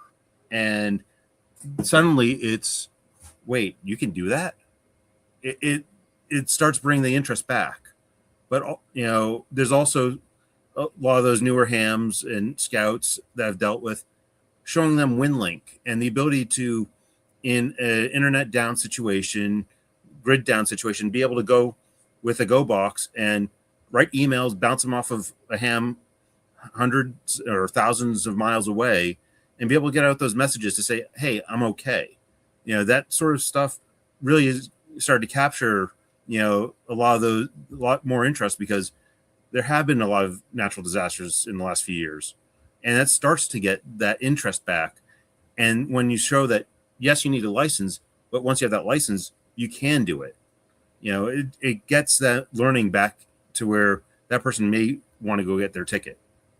But the thing is, you need a ham who's going to be out in the community to get that interest. Singing in your shack, talking to your friends on the radio, it's great for your sense of community, but it doesn't grow the hobby. It's when you have the hams who are willing to go out there and be visible, field day, radio badge sessions, being out supporting, local events, staffing a table at, local fairs, whatever it is, being visible and putting it out that ham radio still exists. Some people don't even realize it still is out there. They're thinking some guys with a tube radio in the basement, and that's way more to it than that now. And now with, the modes like we talked about before with EchoLink and DMR, to be able to take, the lowest tier of license and talk around the world, it's mind-boggling, that you can do that now. Yes, some people call it cheating ham radio because it is going across the internet or lots of other digital links. But you know what? It still is in the spirit of ham radio. It still is getting, you talking to somebody, still is getting that sense of community. And finding ways to keep it interesting, to keep members active in clubs and to keep members active in your area. In Connecticut, where I'm living, we have a pretty decent sized fox hunting group, and, people fox hunt every weekend, for much of the year. So that keeps people out and visible and interacting. We've got a lot of people trying to keep the hobby alive and well. But at the same time, there's also local clubs where nobody's active other than being in their shack and talking on the radio. And those clubs are dying. Those clubs are not gaining members. They're not bringing people into the hobby. So it's not necessarily dying but it's also not necessarily something that's going to keep going without the help of people trying to make it grow. No, I agree 100% on all of that. And it's just one of those things that the way I look at it, it's people can say that it's dying as much as they want to, but when you're on the inside looking out, I don't think it's dying. I really don't. It's just something that I don't know if I want to call it a stereotype. It's just something that people have gotten put in their mind, and like you said, in your area, you've got a club. Your main club's, what do you say, 200 members? About that, yes. I don't know exactly how many members we have in this area, but as an example, back in late January, early February, we had a pretty nasty winter storm roll through here, and on our repeater system, we have an Aries net. The repeater system that we have covers not the entirety, but most of the state of West Virginia. There's a couple little pockets we're still working on, but pretty much if you pick up and key up, you can hit just about anywhere in the state of West Virginia. With that, we run Aries across the whole thing and Skywarn, just in case something like that were to happen. And the state of West Virginia knows that we do that. So they had asked us, hey, can you guys be at hand in case this winter storm gets a little worse than we're expecting? But can we have you guys on standby? Of course, we all said, whatever you need, let us know. We got the equipment, we got the towers, we'll do what we can to help you out. I don't remember the exact number of hams we had active during that, but over the course of 72 hours, we had obviously different net operators because nobody's going to do that for 72 hours straight and be sane afterwards. But we logged over 20,000 key ups over the course of 72 hours. Now, for a dying hobby, 20,000 key ups in 72 hours seems like a pretty significant number in my book. Absolutely. So okay, I got a question. Okay, what's your question? Sorry. Yeah, so David mentioned that community, the club. I do agree. The community is really important. They have to help each other to help growing the club, the member. And so when the event ends, when you finish the event, do you have some party? Do you have a beer party or barbecue party? We at times after events we'll have pizza, or every couple times a year we'll have a barbecue, or to bring the club members together. And times after an event like there's an event I'm supporting in June where our club helps run communications for a race, and we actually just had club members help out at a half marathon just last weekend. Was it last weekend? And generally after those types of events, we don't really have a party, but at the same time, people still socialize afterwards and socialize beforehand, and it just brings everyone together. Okay, so we can make friends in the club, right? Absolutely. 100%, yeah. Mm-hmm. And on top of, our club has nets almost every single day. And then on top of that, we have a very active Discord. We have other channels, not just, through radio. We also have a fairly active mesh network, so that's ham adjacent, doesn't require the ham license, but it's a lot of members of our club, have ham radio, GMRS, and mesh. So it's a multi-layered approach to communication. Yeah, so radio can bring you guys from the radio to the reality world. Yes. You can make the real friends. Yeah, so speaking of your party, back we had Winter Field Day. We decided that we were going to do that at a state park that one of our club members lives like 3 miles away from. So it turned into, okay, so it went from who's bringing what radio, what bands are we going to be broadcasting on, who's bringing what antenna, to who's bringing the grill, who's bringing the beer, who's bringing what food. We got a tent, and it turned into more of a camping adventure rather than just, what are we going to be broadcasting on and what kind of contests are we going to do. And it was more of a, sure, let's all go camping, let's hang out for a few days.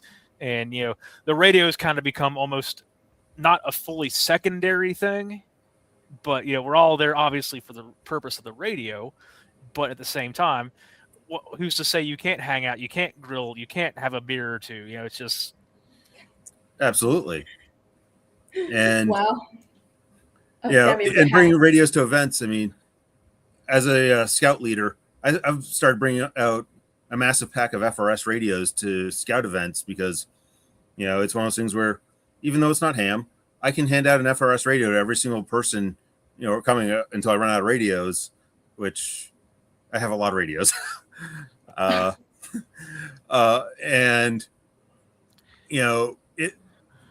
it not only is it fun to get the kids interested in radio, it also gives us peace of mind. Just like, right. When you have a natural disaster, because you go camping and there's bad cell coverage. And this way I know I can get a hold of them and say, come back to the campsite. Okay, just imagine that maybe I'm not that interesting in the radio knowledge, but when I join the club, I definitely enjoy the after party. Oh, 100%, yeah. We have people who every weekend we open up the clubhouse, and we'll have people who just show up to just socialize, not even get on the air. Yeah. They're just going to hang out with their friends. Yeah. Okay. David, and you mentioned that fox hunting. Yes. Just now. So maybe some of our audience don't know that. Could you introduce more? Fox hunting. Yeah. Yeah, sure. Fox hunting is a term for amateur radio direction finding. Basically, it is finding a hidden transmitter. Earlier, you heard talk of using a Yagi antenna to listen to the space station. We use Yagi antennas as well because they're directional to find hidden transmitters. And typically, we'll have somebody place a transmitter, a beacon style transmitter somewhere, or act as a live fox and just periodically talk on their HT. And what the goal is that you have somebody with that Yagi directional antenna going and triangulating that person or that transmitter. And we have two different formats that we tend to do in Connecticut, and one is a short format 90-minute hunt. You're told here's the town it's going to be in, find the person. And then the other one is we'll have somebody put out a beacon fox, and you're told you have a week, try and find it, and it's going to be in this corner of the state. So very different formats. One is when you find the fox, everyone kind of gathers and socializes afterwards. That's probably one of the more popular versions because you do have that social aspect again. But in both cases, it's a lot of fun because it's basically, using technology for hide and go seek. Lots of fun. You don't need a license to do it. You only need a license to be the person transmitting if you're transmitting on ham frequencies. But the bonuses for trying to get, the youth or people who aren't into ham yet as part of it is you can use an FRS radio as the transmitter or GMRS radio. You don't need a ham license yet to be the person acting as the fox. Yeah. Okay. So Scott, do you have anything? No, he pretty well clearly covered what fox hunting is. It's a very simple thing, and it's another way to get people that are maybe don't know fully what it is. It's just another tool and tool bag for hams that it's similar to geocaching in a way. If anybody's ever done geocaching, and just you can set up a little, and it doesn't have to be anything big, just a little tiny. I know there's really small radios you can get your hands on these days, so really easy to hide. And like about the size of a film canister. Yeah, exactly. Yeah, and you can set that up and put it in a tree somewhere. Just a real small. I've actually hidden one in a treehouse before. Yeah, exactly. Not a treehouse, say a birdhouse. And I've actually gone fox hunting with my whole family in the truck. My wife will run. I've got a little mini log periodic antenna. She'll run that while I'm driving to help steer us a little bit better. I'll take the Yagi out for a better directional from in a parking lot. Sometimes my son will help out with it, and my daughter's a little too young to do it, but she enjoys being along for the ride and hanging out at the end. So it's a real easy way to get people to realize, number one, that there's radio frequencies all around us we don't even see, you don't even know is out there. but just to kind of show them the easy ways to find that and how that all works, and that you don't need anything. Just for the basic, like you said, an FRS version of it, you don't need much at all to get into that.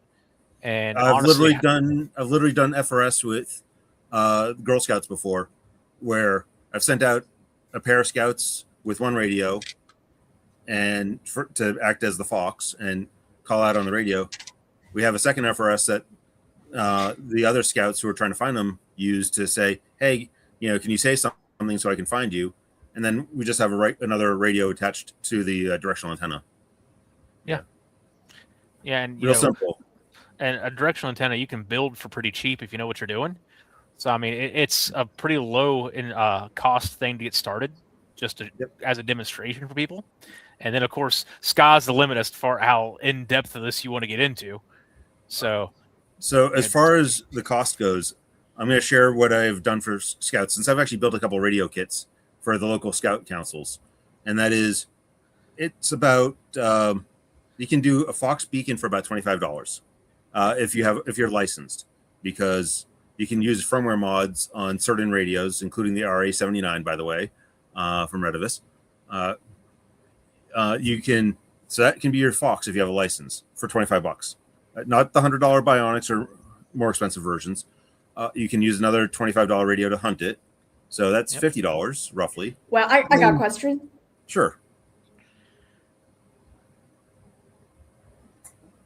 She's thinking. And by the way, the antenna, the tape measure Yagi, you can do for about $20 or less. Yeah. Yeah, hit Harbor Freight on a sale day. You can do it about half of that. Exactly. So for less than $100, you can get a setup going. Yeah.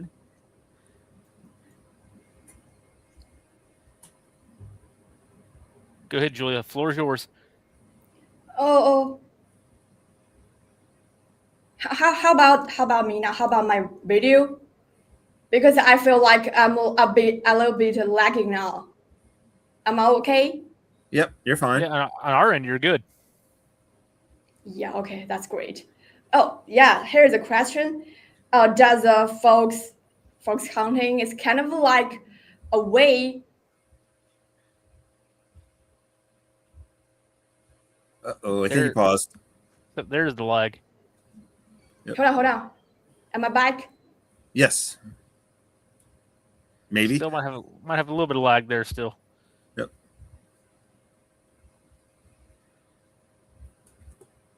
Okay, am I back now? Yeah. Now you're good. Am I back now? Yes. Hello, can you hear me? Yes. Okay. I'm glad I'm back. Okay. So do I need to repeat my question? Please. I think so, yeah. Okay, my question is, the fox hunting, does it kind of like a way like the emergency rescue, the fox hunting? Yes, it's actually a great way to practice search and rescue, and because the thing is, first and foremost, if you're familiar with avalanche beacons, which are used in snowy areas. Hey, scores. No. Yes. Go ahead. So, if you're familiar with the term avalanche beacon, they're used in snowy areas for people in the back country, skiing, snowboarding. Fox hunting works pretty much the same way, where, just like an avalanche beacon, it sends out a regular pulse, and then the person hunting it has a directional antenna. So it's very much the same sort of idea. It's also something that if you are a lost hiker in the backwoods and you have a radio, you can be found, and there are stories that pop up on, for example, the AIlunce's website every so often where somebody was lost, in the backcountry and they needed help and they got found because of direction finding. But also goes to law enforcement. Recently, there's a case in the U.S. where somebody set their HT up incorrectly and were interfering with local emergency frequencies. And the FCC located them through direction finding. Yep. Yeah, and the same thing can be done. Like that's one of the reasons I got into ham was where I go hunting. There is no cell phone service whatsoever, so I found that there's a ham repeater down that way, so I could actually call out. But at the same time, my family, some of them don't go down anywhere near where I'm at all. But I can put an APRS beacon on my radio and beacon out to with the GPS on the HA2 or other similar radios, and can actually beacon out almost a live exact location where I am on GPS, so that if something happened and I didn't show up back home when I was supposed to or something, they would have on the APRS.FI website a pretty accurate location as to where I last beaconed from. So at least have a pretty good idea, where I was, what was going on. And then, so it's similar to fox hunting. At least they would know an approximation of where I was and go from there. So, yeah, just little simple tricks like that. But I think Julia, she's been having some lag issues, and I think she's about ready to move on to the next guest here. So as long as she's able to click and move us on to the next person anyway. I hear some typing, so she must be able to do a little something over there. At least her audio is good. Yep. But David, we appreciate you. We'll have you back up here in a few moments once we head on out. We got a few more to get through here. So Julia, if you can hear me, let's go ahead and she's move on to the next one. And next up, we're going to have, it looks like Aaron. Aaron should be good to go.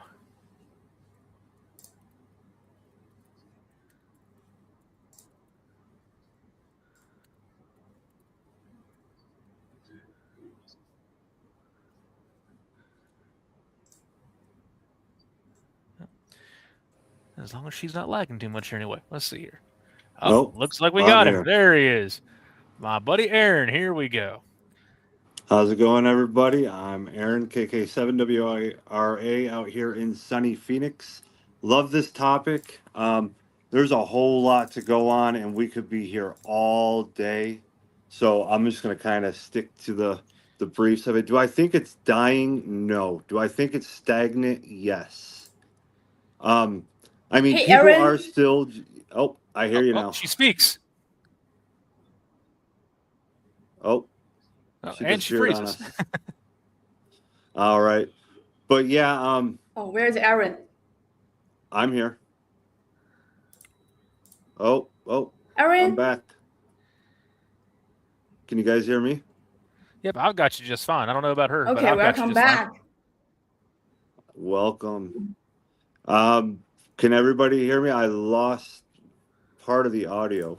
I can hear you. I can hear you just fine. You ever feel like you're in a seance and it's just, can you hear me now and all that good stuff?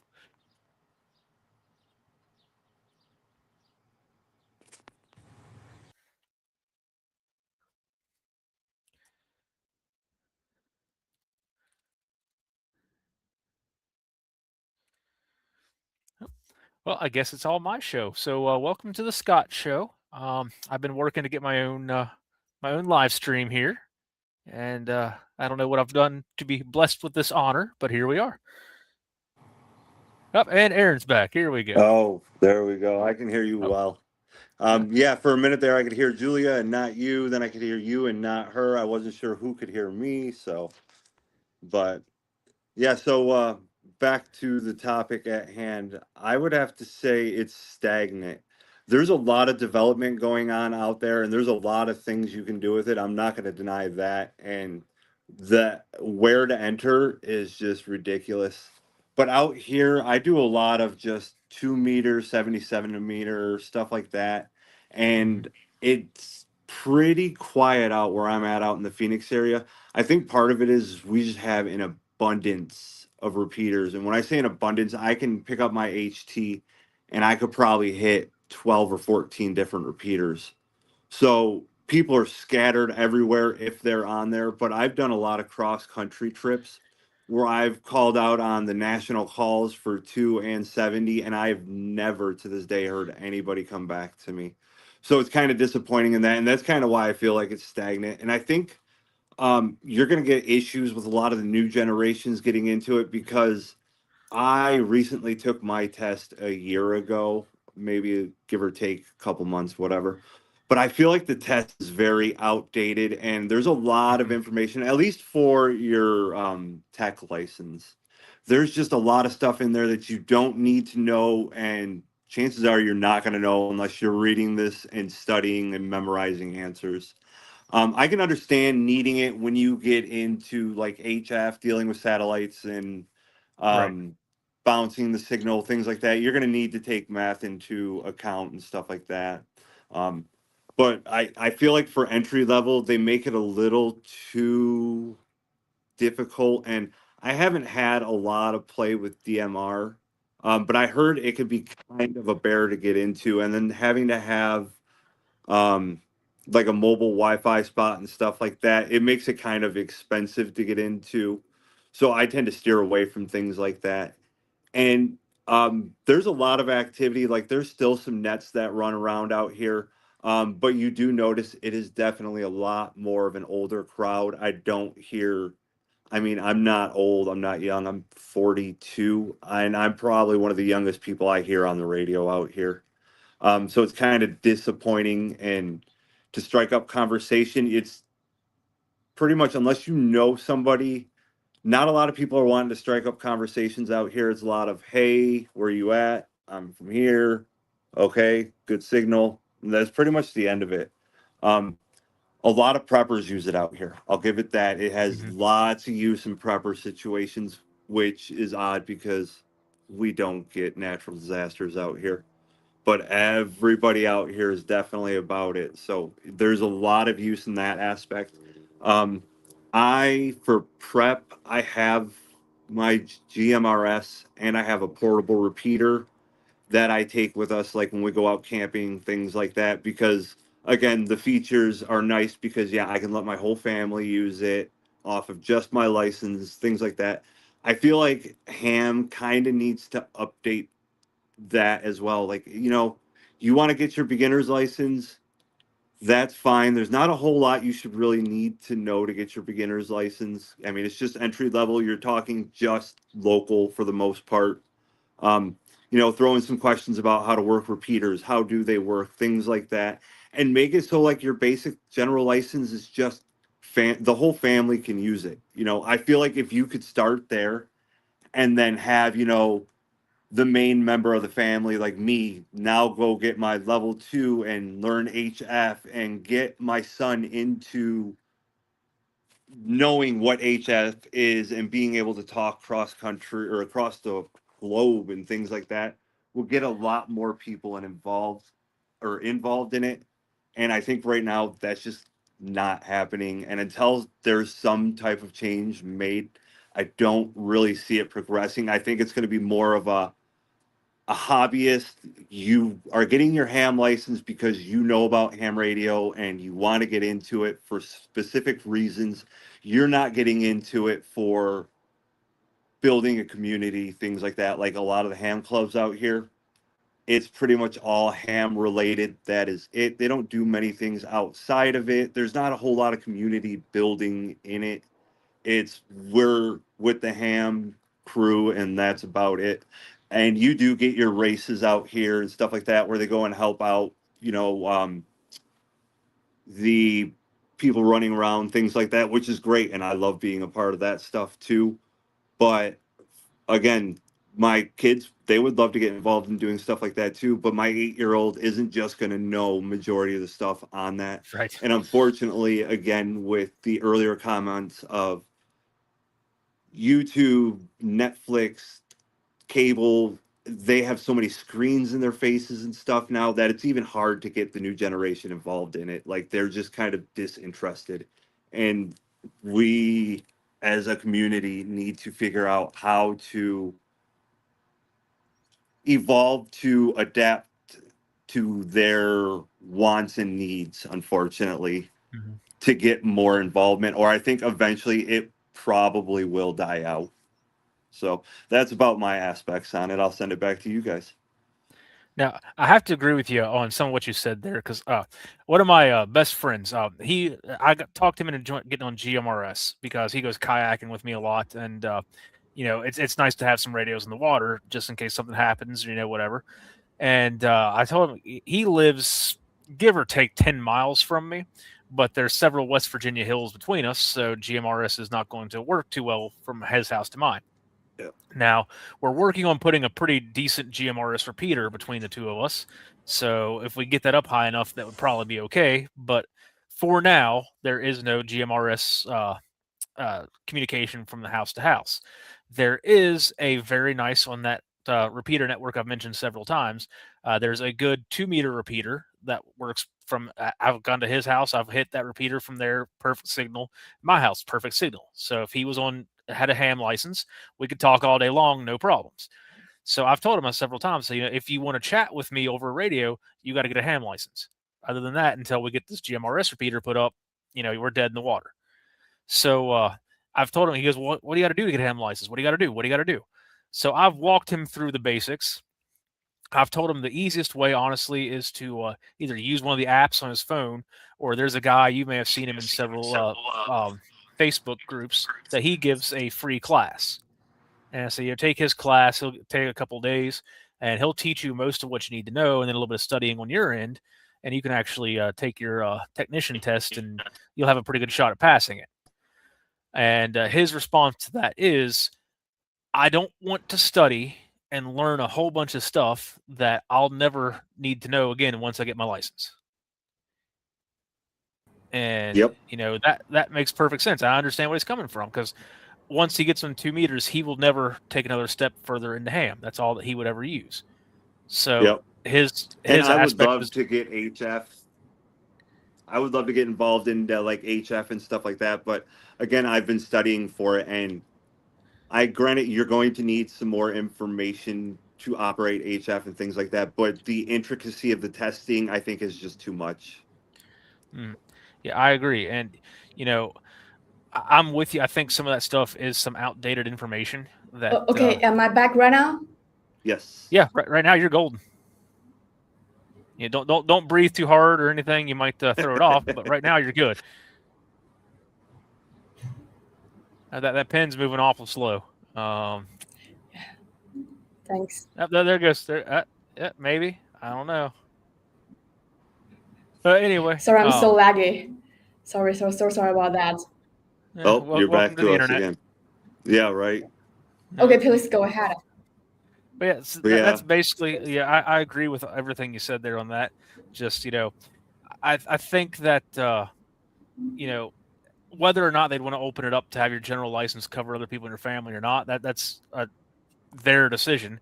But as far as the testing goes, I think that they could definitely use some reevaluation as to what they're actually going for, because a lot of people do stop at their first level.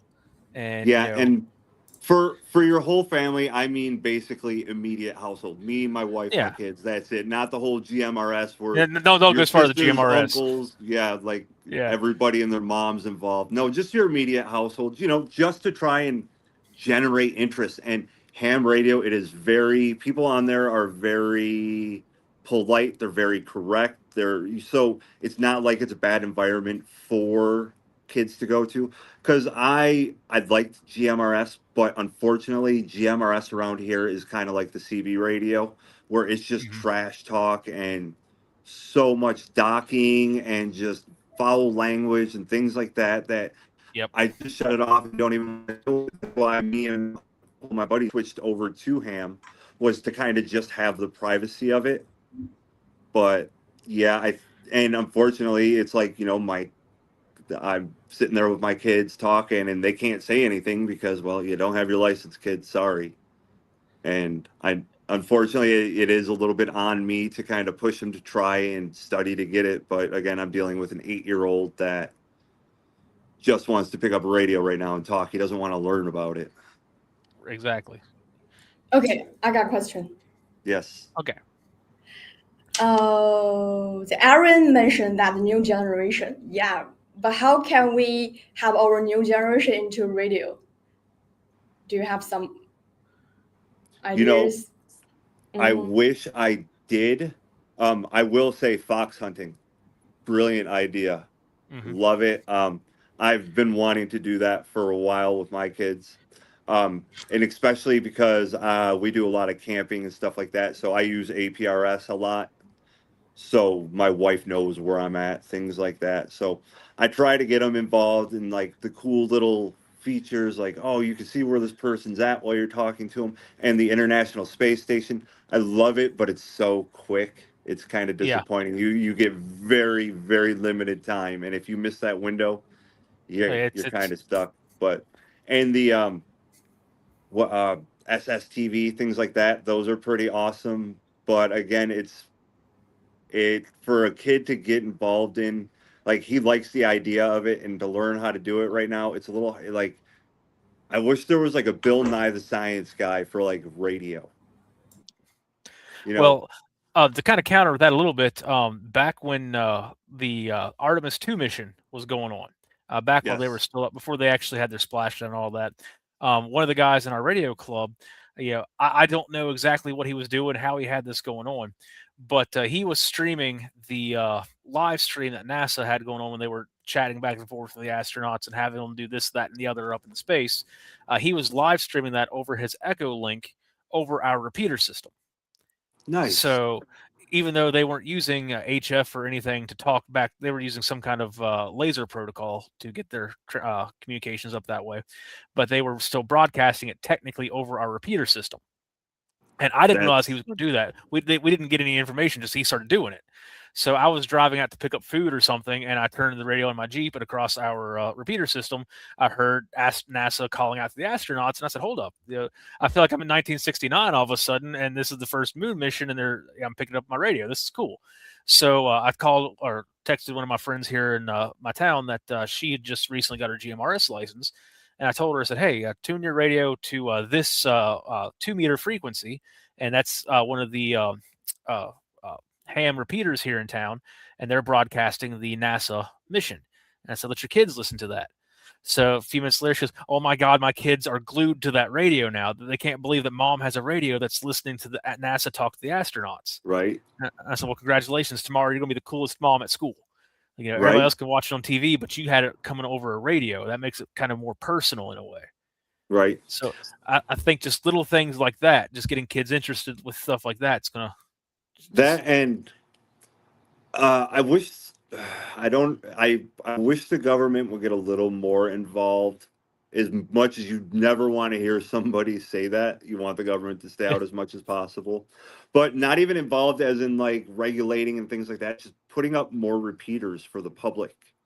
Um, so like out here, I live in Arizona and I drive back to Michigan a lot. And I have my family out here that would love to talk to my family in Michigan over the radio, but that's not happening because in Arizona, we work on a whole lot of linked repeater systems. I can get all the way up the whole West Coast and everything, but it's like as soon as you get to New Mexico, it's just dead.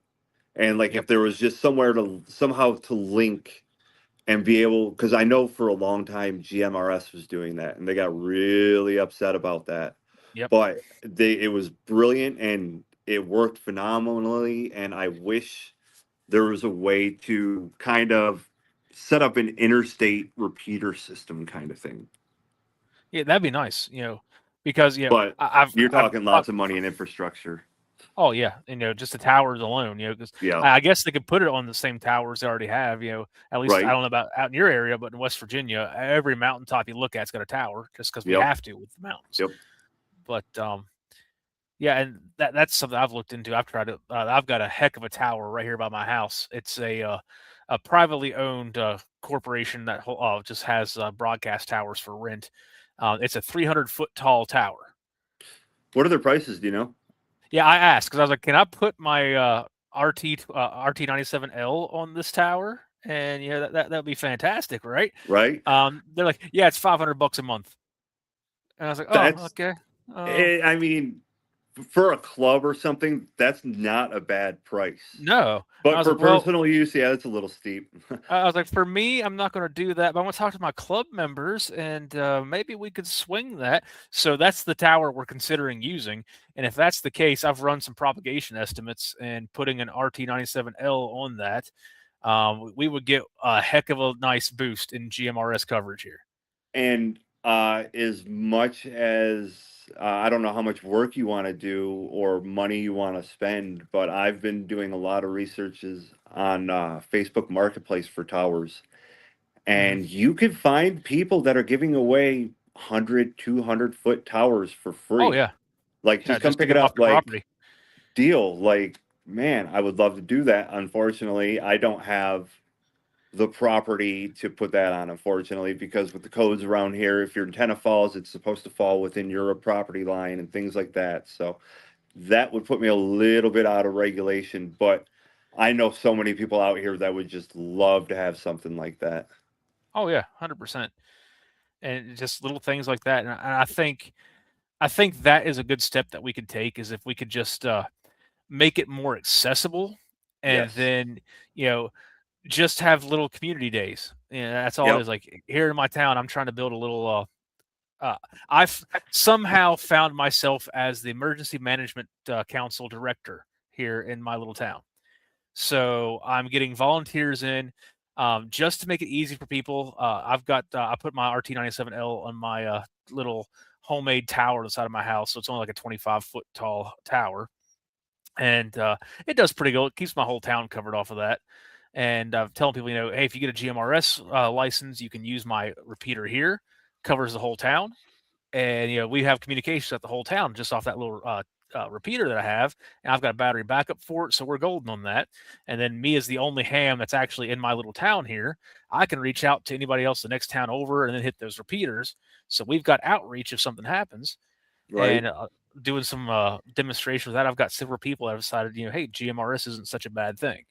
Right. So I think little just demonstrations like that, and then tell them like, hey, you can listen to astronauts when they're on the on their little moon journeys, or talk to them across the space station, or listen in on that. Get the SSTV signals is getting the kids interested. So just little community outreaches. I still think somebody needs to run away with the Bill Nye the Science Guy for radio for kids. I think that would take off. Yeah, start a YouTube channel. Right. There you go, Julia. That's your next thing. You got to start a YouTube channel for Bill Nye the Science Guy for radio. I'm patenting that right now on air. Do it. You got the glasses right now. You're good to go. We need to. Right. We can all pitch in and get you a science coat. Wow. All right. Well, I guess she's. Well, maybe the radio is more for. Am I back right now? Yeah, you're back.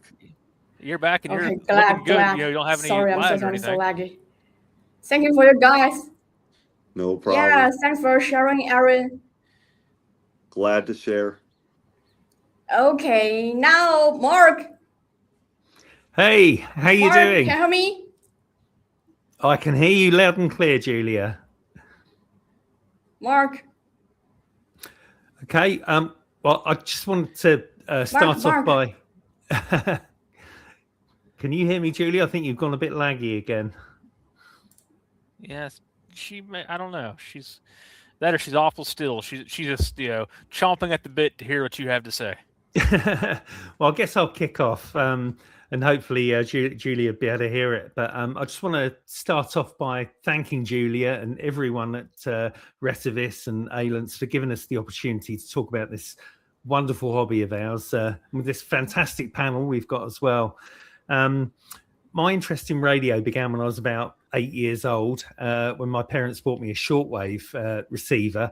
And I clearly remember sitting there late at night, tuning across the bands, hearing voices from all over the world. And it kind of felt like magic, this invisible web connecting people across continents. It was just an amazing experience.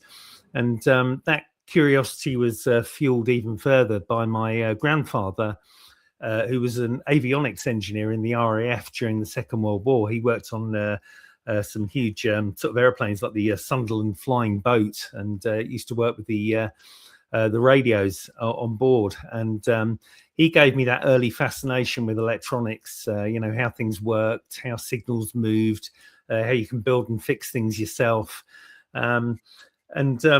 Then sort of late 70s, early 80s, then came sort of movies like Convoy, Smokey and the Bandit.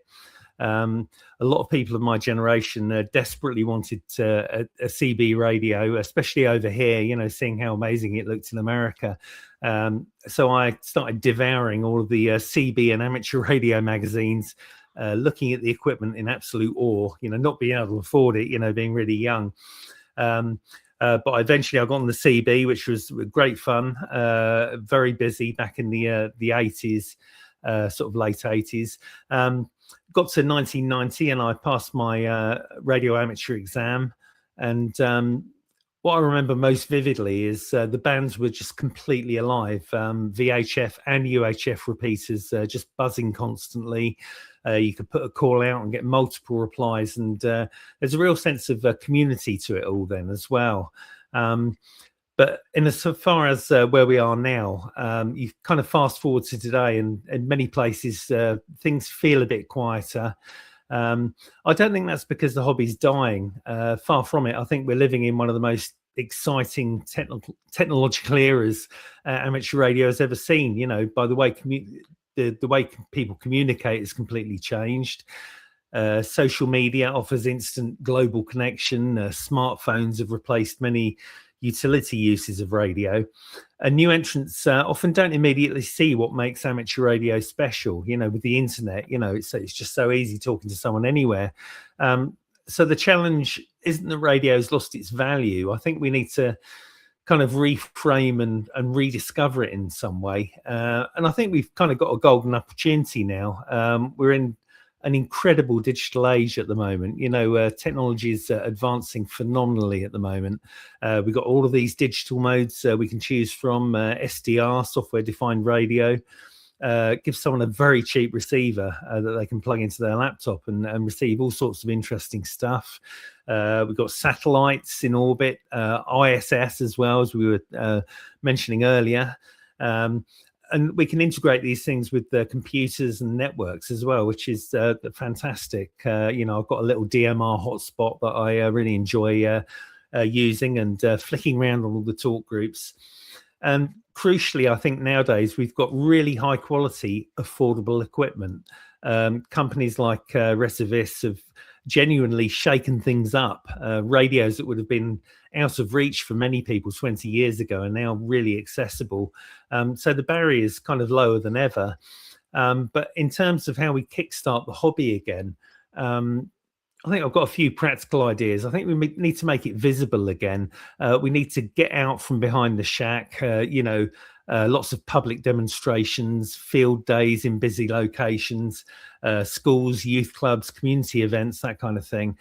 So we can really let people see and hear radio in action.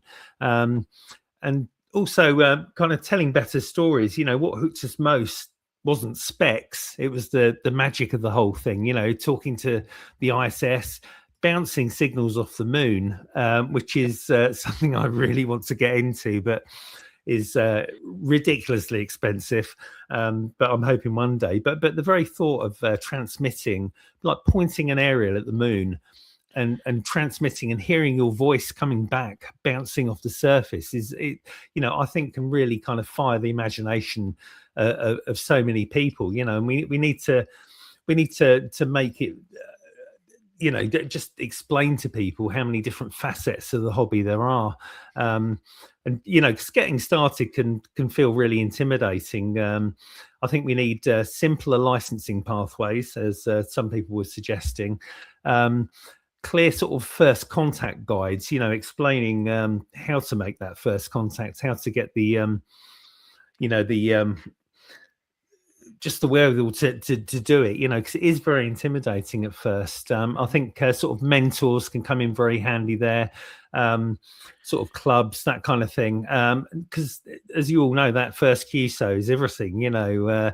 So if that experience is good, people are going to stay with the hobby. We need to embrace the current technology that we've got, digital, voice, data, linking repeaters globally, using apps alongside radio. Obviously, that's something that is really good with the HA2. You know, the way you can hook it up to your phone alongside an app is just a fantastically handy way to program it. You know, a lot of those earlier radios, you know, the really expensive ones back in the day were really hard to program. You know, you kind of had to have a science degree just to put a few channels in, you know. And I think, you know, we need to make sure that a radio sitting on a shelf doesn't build the hobby. You know, we all need to get involved more with regular nets, challenges, events, awards and achievements. activity creates momentum, and momentum attracts people. So for my final thought, I think amateur radio has always been about one thing. It was that kind of sense I had as an 8-year-old, hearing something distant and mysterious. And that still exists. You know, we need to help others experience it for the first time, because once they do, they're really hooked. Thank you very much.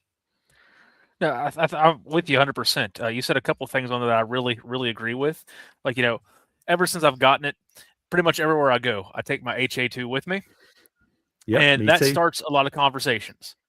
Like I had a breakfast with some business partners the other day, and I had it with me. Now I had it turned off because I was in company where we had a lot of stuff going on, so I didn't have it on, but I had it with me. One of the guys asked me why I always have that with me. I said, number one, it's a good call out. I can reach, I'll cross the whole state with this thing. I can turn the APRS on, so any of my family members that have access to the APRS.fi website will know exactly where I am. And it's as much of a sense of security as my cell phone is for the fact I can reach out to people. So then he was asking, so, well, you said you could reach the whole state. How's that work? So I talked to him a little about the repeaters and stuff. And it just so happened that it was an early morning breakfast kind of thing, so the moon was still in the sky. And as we're talking, he looked up, and it was a full moon kind of thing, and he mentioned how big the moon is. And I said, now, let me blow your mind for a second. And I said, you see the moon up there? I said, why can you see the moon? What is it about the moon that makes you be able to see it ever? And he said, well, it's because the sunlight reflects off of it. And I said, yeah.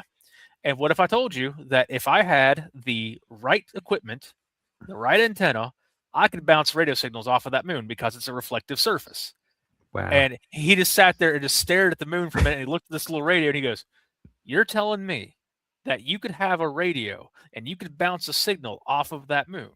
I said, yeah. I said, I personally couldn't because I don't have what I would need to. I said, but if I had the specific equipment for that, that's something hams do all the time. I said it's not a common thing, but yes, several people do that, and it's a feasible thing. So that got his mind turning, and next thing I know, he's messaging me and saying, hey, I've got like 4 or 5 trucks that I use for my business. What type of radios would I need to have them all in communication with each other? So that got his mind moving. Hey, if they can reach the moon, I can certainly reach across town and reach my employees in my trucks. I said, well, but schedule some time. You can sit down with me. We'll talk it out, and we'll see what's going to be best for your vehicles and your personal business use. So it's one of those things that even just carrying an HT with you when you go out in public, that can spark some interest, and especially when you just take 5 minutes to chat with somebody. So just little bits.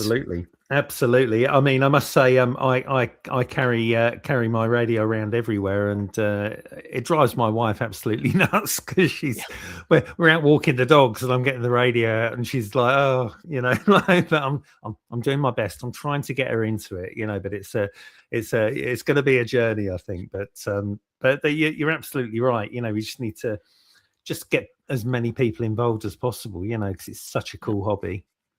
Yeah, and then you were talking about how they've made the barrier of entry, if you want to call it that, so much more affordable. So my first interaction with RETEVIS and AIlunce and all of them was I bought an HA1G for the GMRS radios. And that was after I jumped into one of the live streams. I don't remember if Julia was doing that one or not, but one of them was. And the radio looked nice. It looked rather rugged. And it fit everything that I wanted in a GMRS radio. Now, I'd had a couple other ones from other brands that we won't name here, but I had them, and they worked okay, but one of them had an issue, and trying to get the warranty coverage on that was like pulling teeth. So that's why I started looking for other brands. I bought the HA1G, and I on that little lanyard loop on the back of it, I actually put a keychain, retractable keychain thing on it, and have it where I can hook it to my kayak when I go kayaking. Last year, one of my friends actually capsized her kayak, and by the time we were able to get her kayak righted, and it wasn't a kayak that she could climb into easily, so we had to actually tow her and the kayak to the shore, get her out of the water, get the water out of her kayak, and then get my radio, which was tethered to it, out of the river. It was under the water for about 20 minutes. Wow. And she was upset. She's, oh my God, I've ruined your radio. I'm so sorry. And I said, okay, well, number one, if you ruined it, it's like a $50 radio, so I'm not terribly concerned about it. But number two, check this out. And I pulled it out of the water and shook it off real quick, pressed the button. So, hey, look, it's working just fine. Wow. So it's a $50 radio, but these things are built absolutely rugged, and that's the reason I bought them. It's one of the reasons I went with this company. And I said, if not, they have a good warranty on them. I can talk to them. I'm sure we can get it sorted out. But it's worked fine ever since. So no harm, no foul. I must say the build quality, the build quality of RETEVIS is absolutely fantastic. Some of the handheld radios I had back in the day, you'd kind of squeeze them and they'd creak, but because of the plastic. But the current radios are fantastic. I mean, like you can say that this thing you could literally put underwater for however long, and if you drop it, there's a pretty good chance it won't break. It's just so solid, and you have to drop it just right to break it. Yeah, throw it off a building maybe or something. But, yeah, definitely amazing. Yeah, that's the nice thing about that radio is it's built so tough that even though it's got a great warranty, you'll never have to use it. Yeah. No. All right. Well, Julia has brought everybody. Okay, it's a free discussion part. Everyone can join. All right, and at the same time, anybody that's in the comments that's still hanging around, listen to a bunch of old hams here, having a little chat here. Ask questions. We'll be keeping an eye on the comments now. Feel free to throw anything out there. We'll do the best that we can and try to get to you. But throw out here, see what you got going on, and we'll try to address you the best we can. So, anybody have any questions? Anybody have any comments about what all's been said tonight? Anybody that hasn't been addressed? Anyone, guys, you want to know about the radio, whether the product? I have a question, and I don't know how true this is, but I think so. I've heard somewhere that you can actually use amateur radios to control like RC planes and stuff. Does anybody know if that's true? And if so, how does that work? I want to know. Yeah, I would assume that there was probably, if you could figure out, there's probably a way to do it. Because I know that using certain frequencies and stuff has messed with certain things in my house. So if that's the case, then I can only assume that depending on what frequency they have the controller on an RC plane or an RC car, if you can figure out what that frequency is, and your radio could transmit on that frequency or close enough to it, you probably could. I just don't know exactly what frequency you'd have to find that to, or what. I'm sure you'd have to look at the radio or look at the control, the receiver, and find out what frequency it is and stuff like that. And I don't know. You have to then figure out what. You'd have to figure out a way to make what button do what. I don't know exactly how you would control it at that point, but as far as the frequency goes, I'm sure you could figure out a way to handle, or at least get across to that. And we were talking about how to make it so we could make it a little bit more interesting for the next generation to kind of get into radio.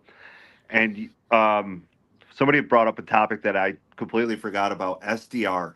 SDR radios, with the visuals and the stuff you can do with them, it's just like a rabbit hole for kids. Like I use my SDR for tracking airplanes and stuff like that. Like I can find out if that's a police helicopter flying over my house, or if that's a medevac helicopter, or if that's one of the planes from the flight school going by, or if that's the president's airplane.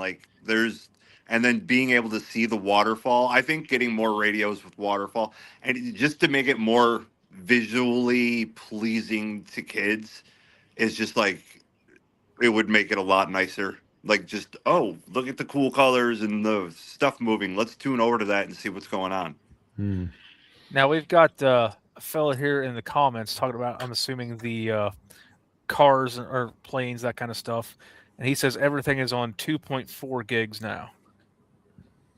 So I'm assuming he's talking about the actual controllers and stuff for your remote controls. Yeah, so that's going to be SDR right there. I don't know of any actual radio equipment that goes up to 2.4 gigs off the top of my head, except for an SDR. So, but yes, going back to the SDR thing, sometimes when I'm trying to listen into the ISS and get like SSTV or anything of that nature, When I miss a pass over my house or I'm going to have a good pass, I'll use an SDR to try to find a place somewhere in the world that has an antenna set up at that same frequency that I can pick that up. And I might have heard Mark at some point. You never know. But sometimes I'll click on some stuff over there in that neck of the woods, and I'll start listening just to see what I can hear. Just playing around over on that side of the world. And then I get a couple buddies like, hey, check it. You can listen to radios online here, and you can click wherever you want. You click this little drop down. There's the bands that are over there, and you click on this one. Here's that radio's located, and you can hear these people talking there. Like you click here and listen, that guy's speaking over here in Ireland, and you click way down over here. And now you've got someone over here in Romania. So I think getting stuff like that kind of gets people interested in stuff too, that you can just show them what the internet just, completely free. Type a couple things in Google, and here you go. Here's radios all across the world. And I think that gets people interested in some stuff too. And that guy just replied and said, yeah, he is talking about the signal hops on 2.4 gigs for those controllers and stuff. So that's pretty sweet. I'll tell you what one of the things I really love about the hobby is kind of discovering new aspects to it and that. And I must say, you'll be very proud of me, Julia, because I set up APRS for the very first time today and managed to receive packets and sort of communicate with other APRS stations. So it's fascinating seeing the stuff coming in there and sort of coming and going. I just absolutely love it. I've got a lot to learn, but I'm really enjoying it so far. I'll have to add to that the HA2 definitely makes APRS a lot more user friendly. I had dabbled with APRS several years back. It was cool. I enjoyed it, but the HA2 takes it to a whole different level of user interface and ease of operation. Yep. So again, we've all touched in some degree on, we're in the golden age of technology here. When you look at the price point, and I know we did this as a community discussion, but I will shamelessly plug the HA2. It is a great radio for the money. Yeah. And I really enjoy that. It just makes it so much easier and user friendly to bring APRS with you on the go, let alone before I was dabbling with it as a home station, which is kind of limited use, interesting to watch, but limited use on the go. But the HA2 just really brings it together, and it's a great tool again to get someone's interest. Well, what is that? What's that little symbol? What's that noise? And next thing you know, they might be thinking, well, that's cool. I could use that with scouts, with camping in traditional communications or down situation. Mm-hmm. And another thing, speaking of trying to get people into radio and that kind of stuff, another thing that I have found too that gets some people thinking is, like I said, of course, I started with GMRS, and I've got a lot of friends that are on GMRS. So, like Aaron's point to that, around here, not many people do GMRS. So I would drive around with it scanning, just seeing what I can pick up. And a lot of times I did find like road flagging crews or some businesses that are using it. Just little things that stuff you didn't want to listen to unless you were just bored. But occasionally, and how that lady I was speaking to here in town that got her own a GMRS license, how I got in contact with her originally was as I was driving back from my post office, I heard a man and his son talking on a radio. And of course, GMRS, you don't know if it's a GMRS or an FRS or whatever it is, but you just pick it up on a GMRS signal. And he was talking to his son, and he said something like, well, don't go too far. And the son replied, I won't. I'm just down here by the apple tree on Washington Street. And the kid sounded like he's probably about 6 years old. So I tried to call out to him and say, hey, just so you know, everybody that's listening in on radio can hear what you're saying. And it's probably not a good idea to have a little 6-year-old saying, hey, I'm over here at the corner of this street and this street. That's, I in my little town, I don't think anything's going to happen, but you also don't want the guy in the windowless white van the next street up to hear that kind of stuff. So, just putting some radio safety stuff out there. And of course they had a pair of radios from another brand we won't mention, but everybody in this group's probably gonna know what I'm talking about when I say they like to ship the radios with the CTCSS tones already enabled, and they had their tones on, so they couldn't hear me talking. So I came back and I put it in our town's Facebook chat and just said, "Hey, if you are the parents of a younger child that were out in your backyard playing with radios, and you happen to mention exactly what street you were on, just a bit of friendly neighborhood advice. Don't let your kids say specifically where they are. Find things that only your family knows, like I'm at the house with the nice Dalmatian, stuff like that. So, things that only your family knows about, and the weirdos that wouldn't know exactly what you're talking about." And then the mom jumps on, and says, "Oh my God, that was my husband and my son. What did you hear?" And I was like, "Nothing bad. Just, putting it out there to be careful and teach your kids a little bit of radio etiquette." And next thing you know, now we're good friends, and she's learning all about radio and passing it on to her family. And they got a GMRS license. They got GMRS radios, and it's just little things like that, educating the community, and kind of gets people interested in radio here and there too. So that's a really important point, actually, because I think a lot of people might not. Coming into it might not realize how easy it is to track someone down, unlike the internet, when you can hide behind an IP address or whatever, I can think of there's certain, because we've got our version of it's called PMR 446, and we've got it on 446 megahertz. And unfortunately, some schools, nurseries and places like that will buy these radios, not realizing that anybody can listen into them, which I think is a real problem.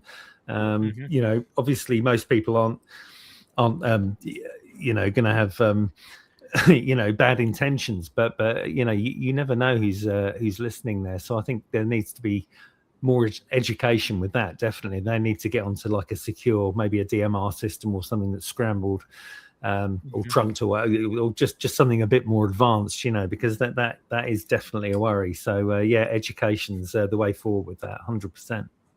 Yep. Oh well, sorry to interrupt. I got a question for you guys. What do you want to see the feature or function on the radio? Personally, for me, I would love to have more satellite integration.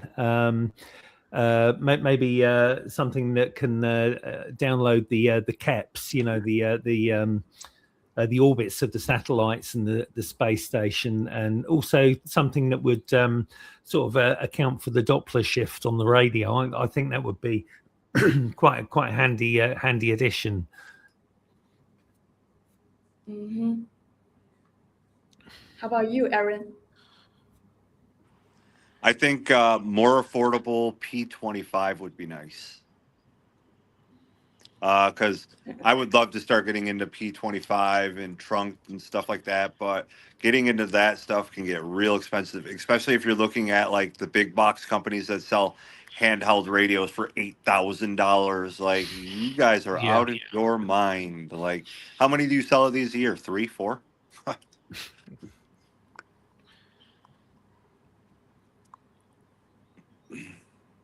Sorry. I'm a little laggy. Oh, we can hear you again. Yeah, we got you. You can hear you just fine. I'm kind of hard pressed as to what feature I think would be next. I agree, as Mark mentioned, like the accounting for Doppler shift and your passes, that would be really neat. The thing I see though is if you start down one path like that, you become a more specialized radio, and well, that's a plus. That makes it harder for the R&D team to justify the marketing that radio toward one niche part of the market instead of to the wider range. APRS pretty well defined and out there. DMR, of course, that's a whole animal of its own, and it's nice that you have the analog capacity as well. So I'm not knocking anything that anyone said, but I'm hard pressed as to what my suggestion would be for the next thing moving forward. I'll just kind of leave it there. Interested to hear the opinion of others. Well, I will say I own several different RETEVIS radios and the AIlunce radios. And one thing that I think AIlunce does well that could be carried over to the RETEVIS side is your HA1UV, your HA1G, and your HA2. They're all basically the same body style. They all use the same charging cradle, and they Right. all use the same CPS. I think that is fantastic. So then you start looking at some of your the RETEVIS lines, and I've got probably 4 or 5 at least different models, and they all use a different charging cradle. Uh, some of them have overlaps in CPS, some don't. So I personally would like to see the ideas of the HA1s and the HA2 kind of start being carried over to where you can change the way the radio looks a little bit, but try to keep it on the same style charging cradle and try to keep everything tied into the one CPS. So we just have the one program that can program all of the radios and the one dock that can charge all of the radios. So that way I'm not trying to fuddle around and find a different dock to charge this particular one and all that kind of stuff. So personally, I would lean more towards a hardware aspect first. I would have to kind of agree, and I also think that the computer programming software could use some updating. I think it could use or be a little bit more user friendly. I know a lot of it's going over Bluetooth and stuff like that, but right now I like being able to plug into my computer and just flash all my radios with the same station, same program number, so I can pick up anything and know what station to tune to be where. And I just I don't know. For some reason I get a lot better ease out of using Chirp.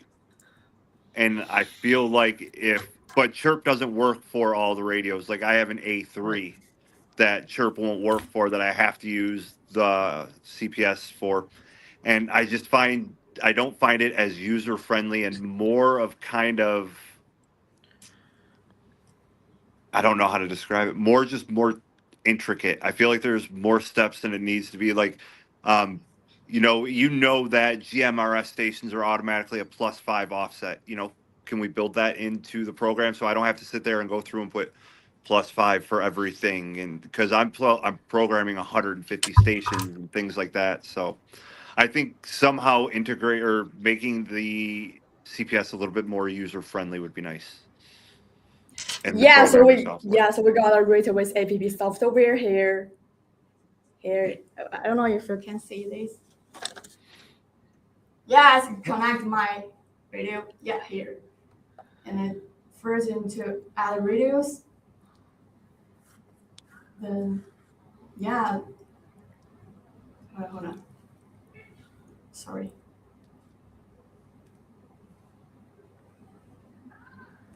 Connect, and then read data. And when you finish, you can program the channel settings on your phone. It's very easy. You don't need to use the CPS. I must say, I find that feature really handy. It's the first radio I've had that you can connect up to the phone, and it just makes life so much easier. I mean, one improvement I would suggest might be the ability to import different file types, maybe like sort of. Yes. Is it comma separated files or whatever it is? Just so the CSVs and stuff. CSV. Right. That's Yes. Thank you. Yes. Yeah, that's exactly what I mean. And that would make it so much easier instead of having to go. Yep, I agree. Because unfortunately, not all my radios are Bluetooth capable and things like that. So I can't always do that. So having something where you can enter or upload an old CSV. And you're good to go because having to copy and even copying paste is sometimes finicky. So I have to sit there and go through 142 ... or whatever and vice versa.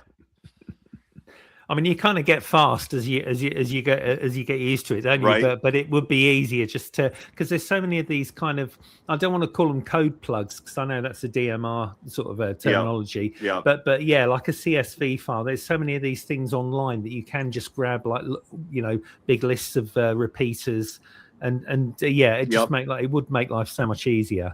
Yep. And like if I have emergency radios that I have programmed, just all the local radio or local police, fire, this, that, the other thing. Well, I'm getting those from a website and I can't just copy and paste those into your guys' computer program.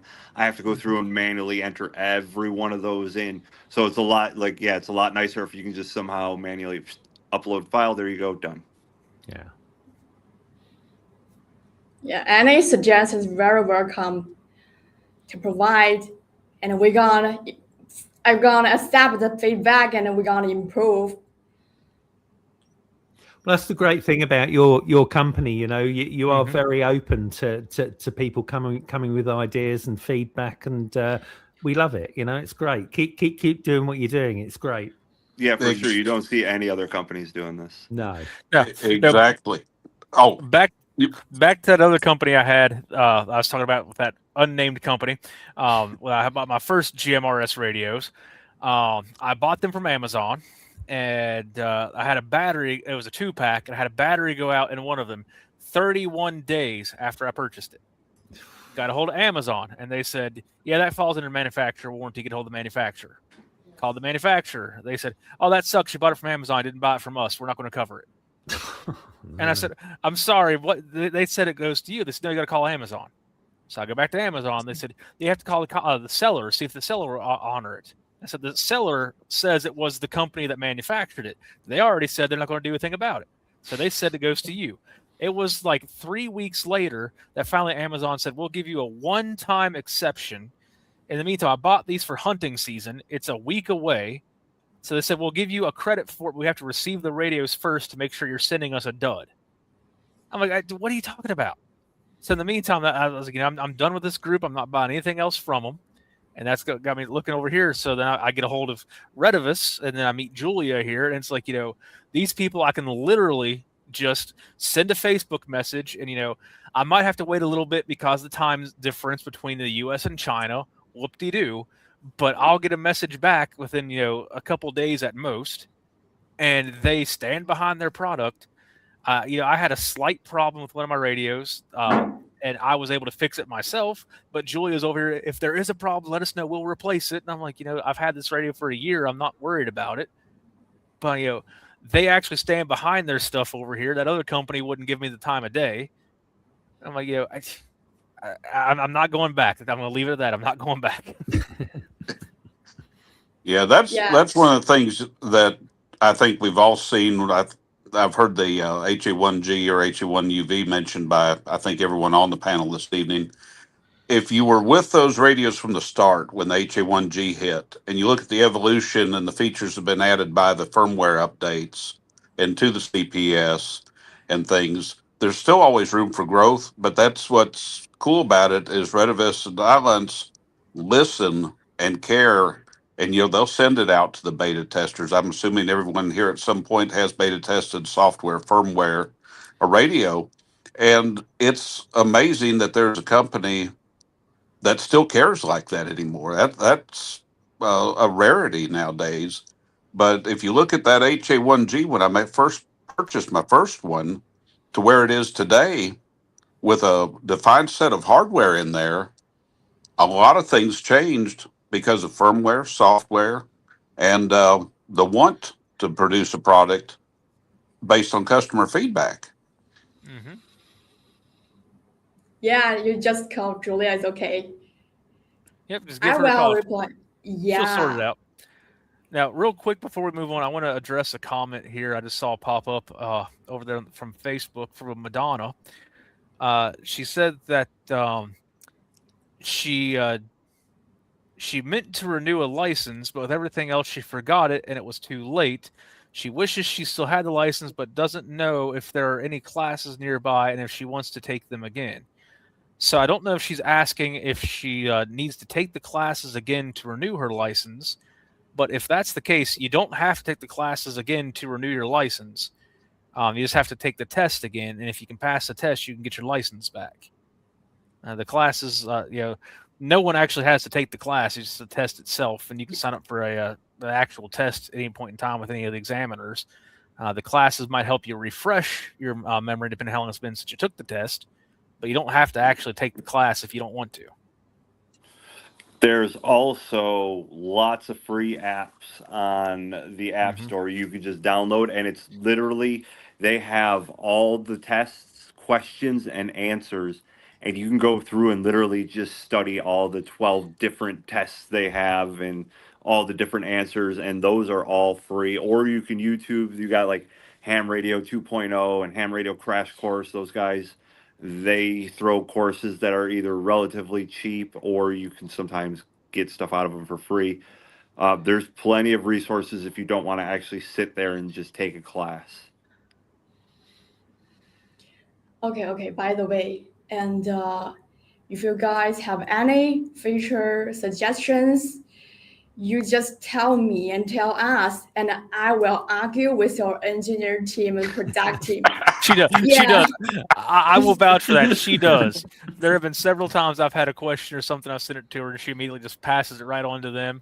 And then she's called me, and I've been on the phone with her, and she talks to me in English, and I hear her yelling at the engineers in Chinese, and then she's back to me, and I feel like I'm in some kind of weird three-way call about something. But yeah, she does. She does. So. Yeah, I will have them to definitely update and fix the bug and improve it. There was a very unusual but specific bug that Julia and I found in the CPS for one of the radios. And let me tell you, Julia did not back down until engineering fixed it. Was tickled to death. We were able to replicate the problem and corrected it, but she did not back down until it was right. Oh, also, I have to say thanks to our product team and engineer team. It helps me a lot. Yeah, they are working harder, and you're often over time to help fix the issue, fix the bug, and improve the updates, update the feature functions. I really appreciate we have a great team. So we are also a community, right? We're just an online club. Yep.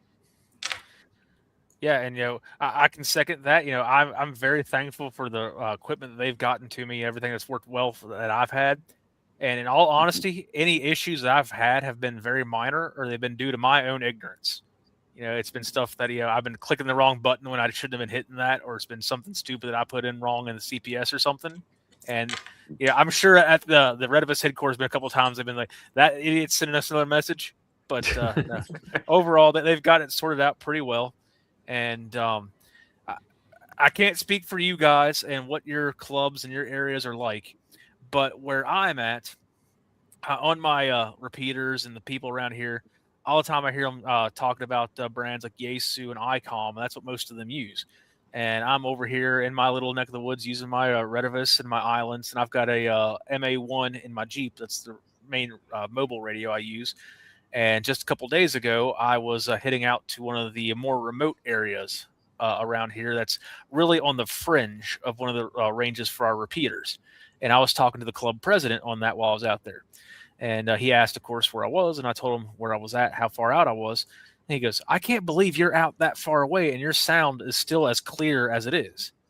He goes, most everybody else is out there, and I can't hardly pick them up. And I said, well, maybe you guys should open up your eyes a little bit and try out some newer equipment. Maybe, this brand isn't something you guys should be looking over, because I hear you guys clear as a bell, and you're saying that I'm full quiet and coming into the repeater as far away as I am. So maybe there's something to it. Yeah, I must say the audio quality of the speakers on the RETEVIS and AIlunce is absolutely fantastic. A lot of the rigs I've had in the past have very small speakers, and it's a badly made radio in the past, and it starts vibrating, because it's not secured properly. But I must say the audio is always fantastic with these radios. Yeah. Yeah, I think price versus value, they're really hitting the sweet spot. Oh yeah, 100%. Exactly.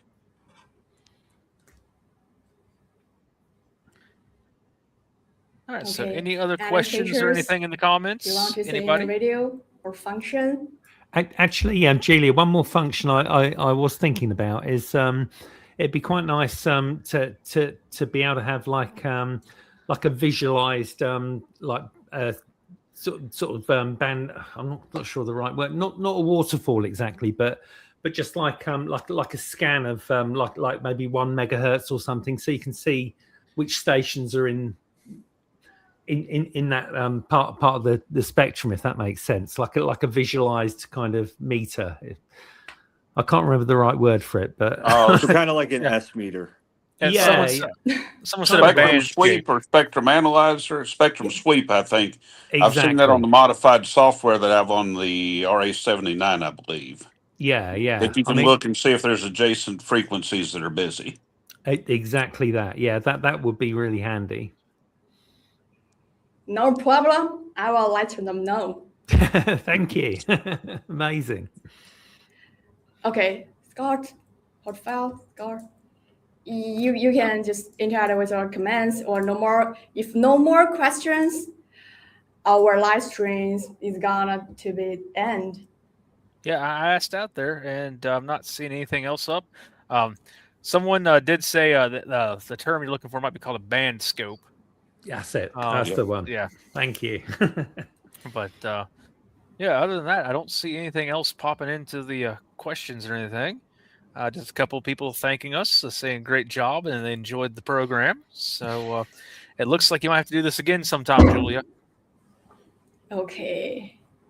I'm gonna give a final speech. Uh-oh. Okay. So thanks you all for hanging out with me today. And I know after all those discussions, some of you might be still wondering is amateur radio worth in getting into? And someone who builds gear for his hobby. So let me take 1 minute to share what I truly think. First, I completely understand the frustrating when people saying amateur die if you only have a handy hole, you scan empty repeaters, or some guy on a forum jump in to say, oh, that's illegal. Yeah, that felt awful. But a real part of a hobby today, the golden age of local VHF, UHF, recording is over. And there are always gatekeepers. I'm not going to pretend that doesn't exist, but I have also seen the other side. And right now, as we speak, thousands of hubs on the other things such as the club and the fox hunting and doing the POTA. And as a manufacturer, we don't just want to sell you a radio that has nothing but silence. We want to lower the barrier to the radio, simpler operation, reliable reception, and it shows that works whether you are into emergency communications, digital modes, or outdoor activities. You can start with a handy-hold or go straight to the mobile radio and other way. We want to help you to turn her say into the hands-on experience. And here's my final takeaway.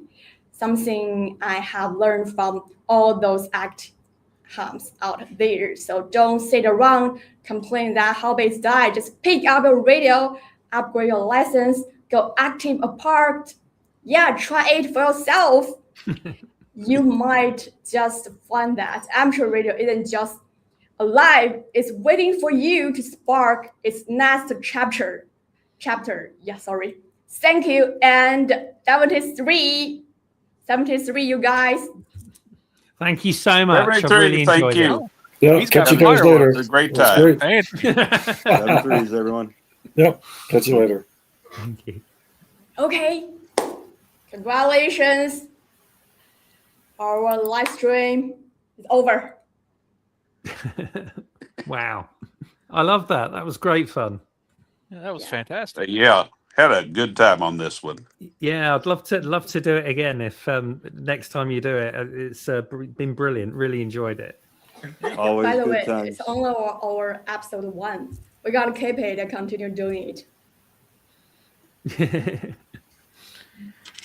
Nice. Okay. It seems people enjoyed it. So Yeah. So Loads of just comments. It's great. goodbye to our audience. bye, folks. Bye. Oh, by the way, Mark. Yeah. Mark is a co-host on our broadcast. Mark, you can introduce your broadcast. Oh, thank you.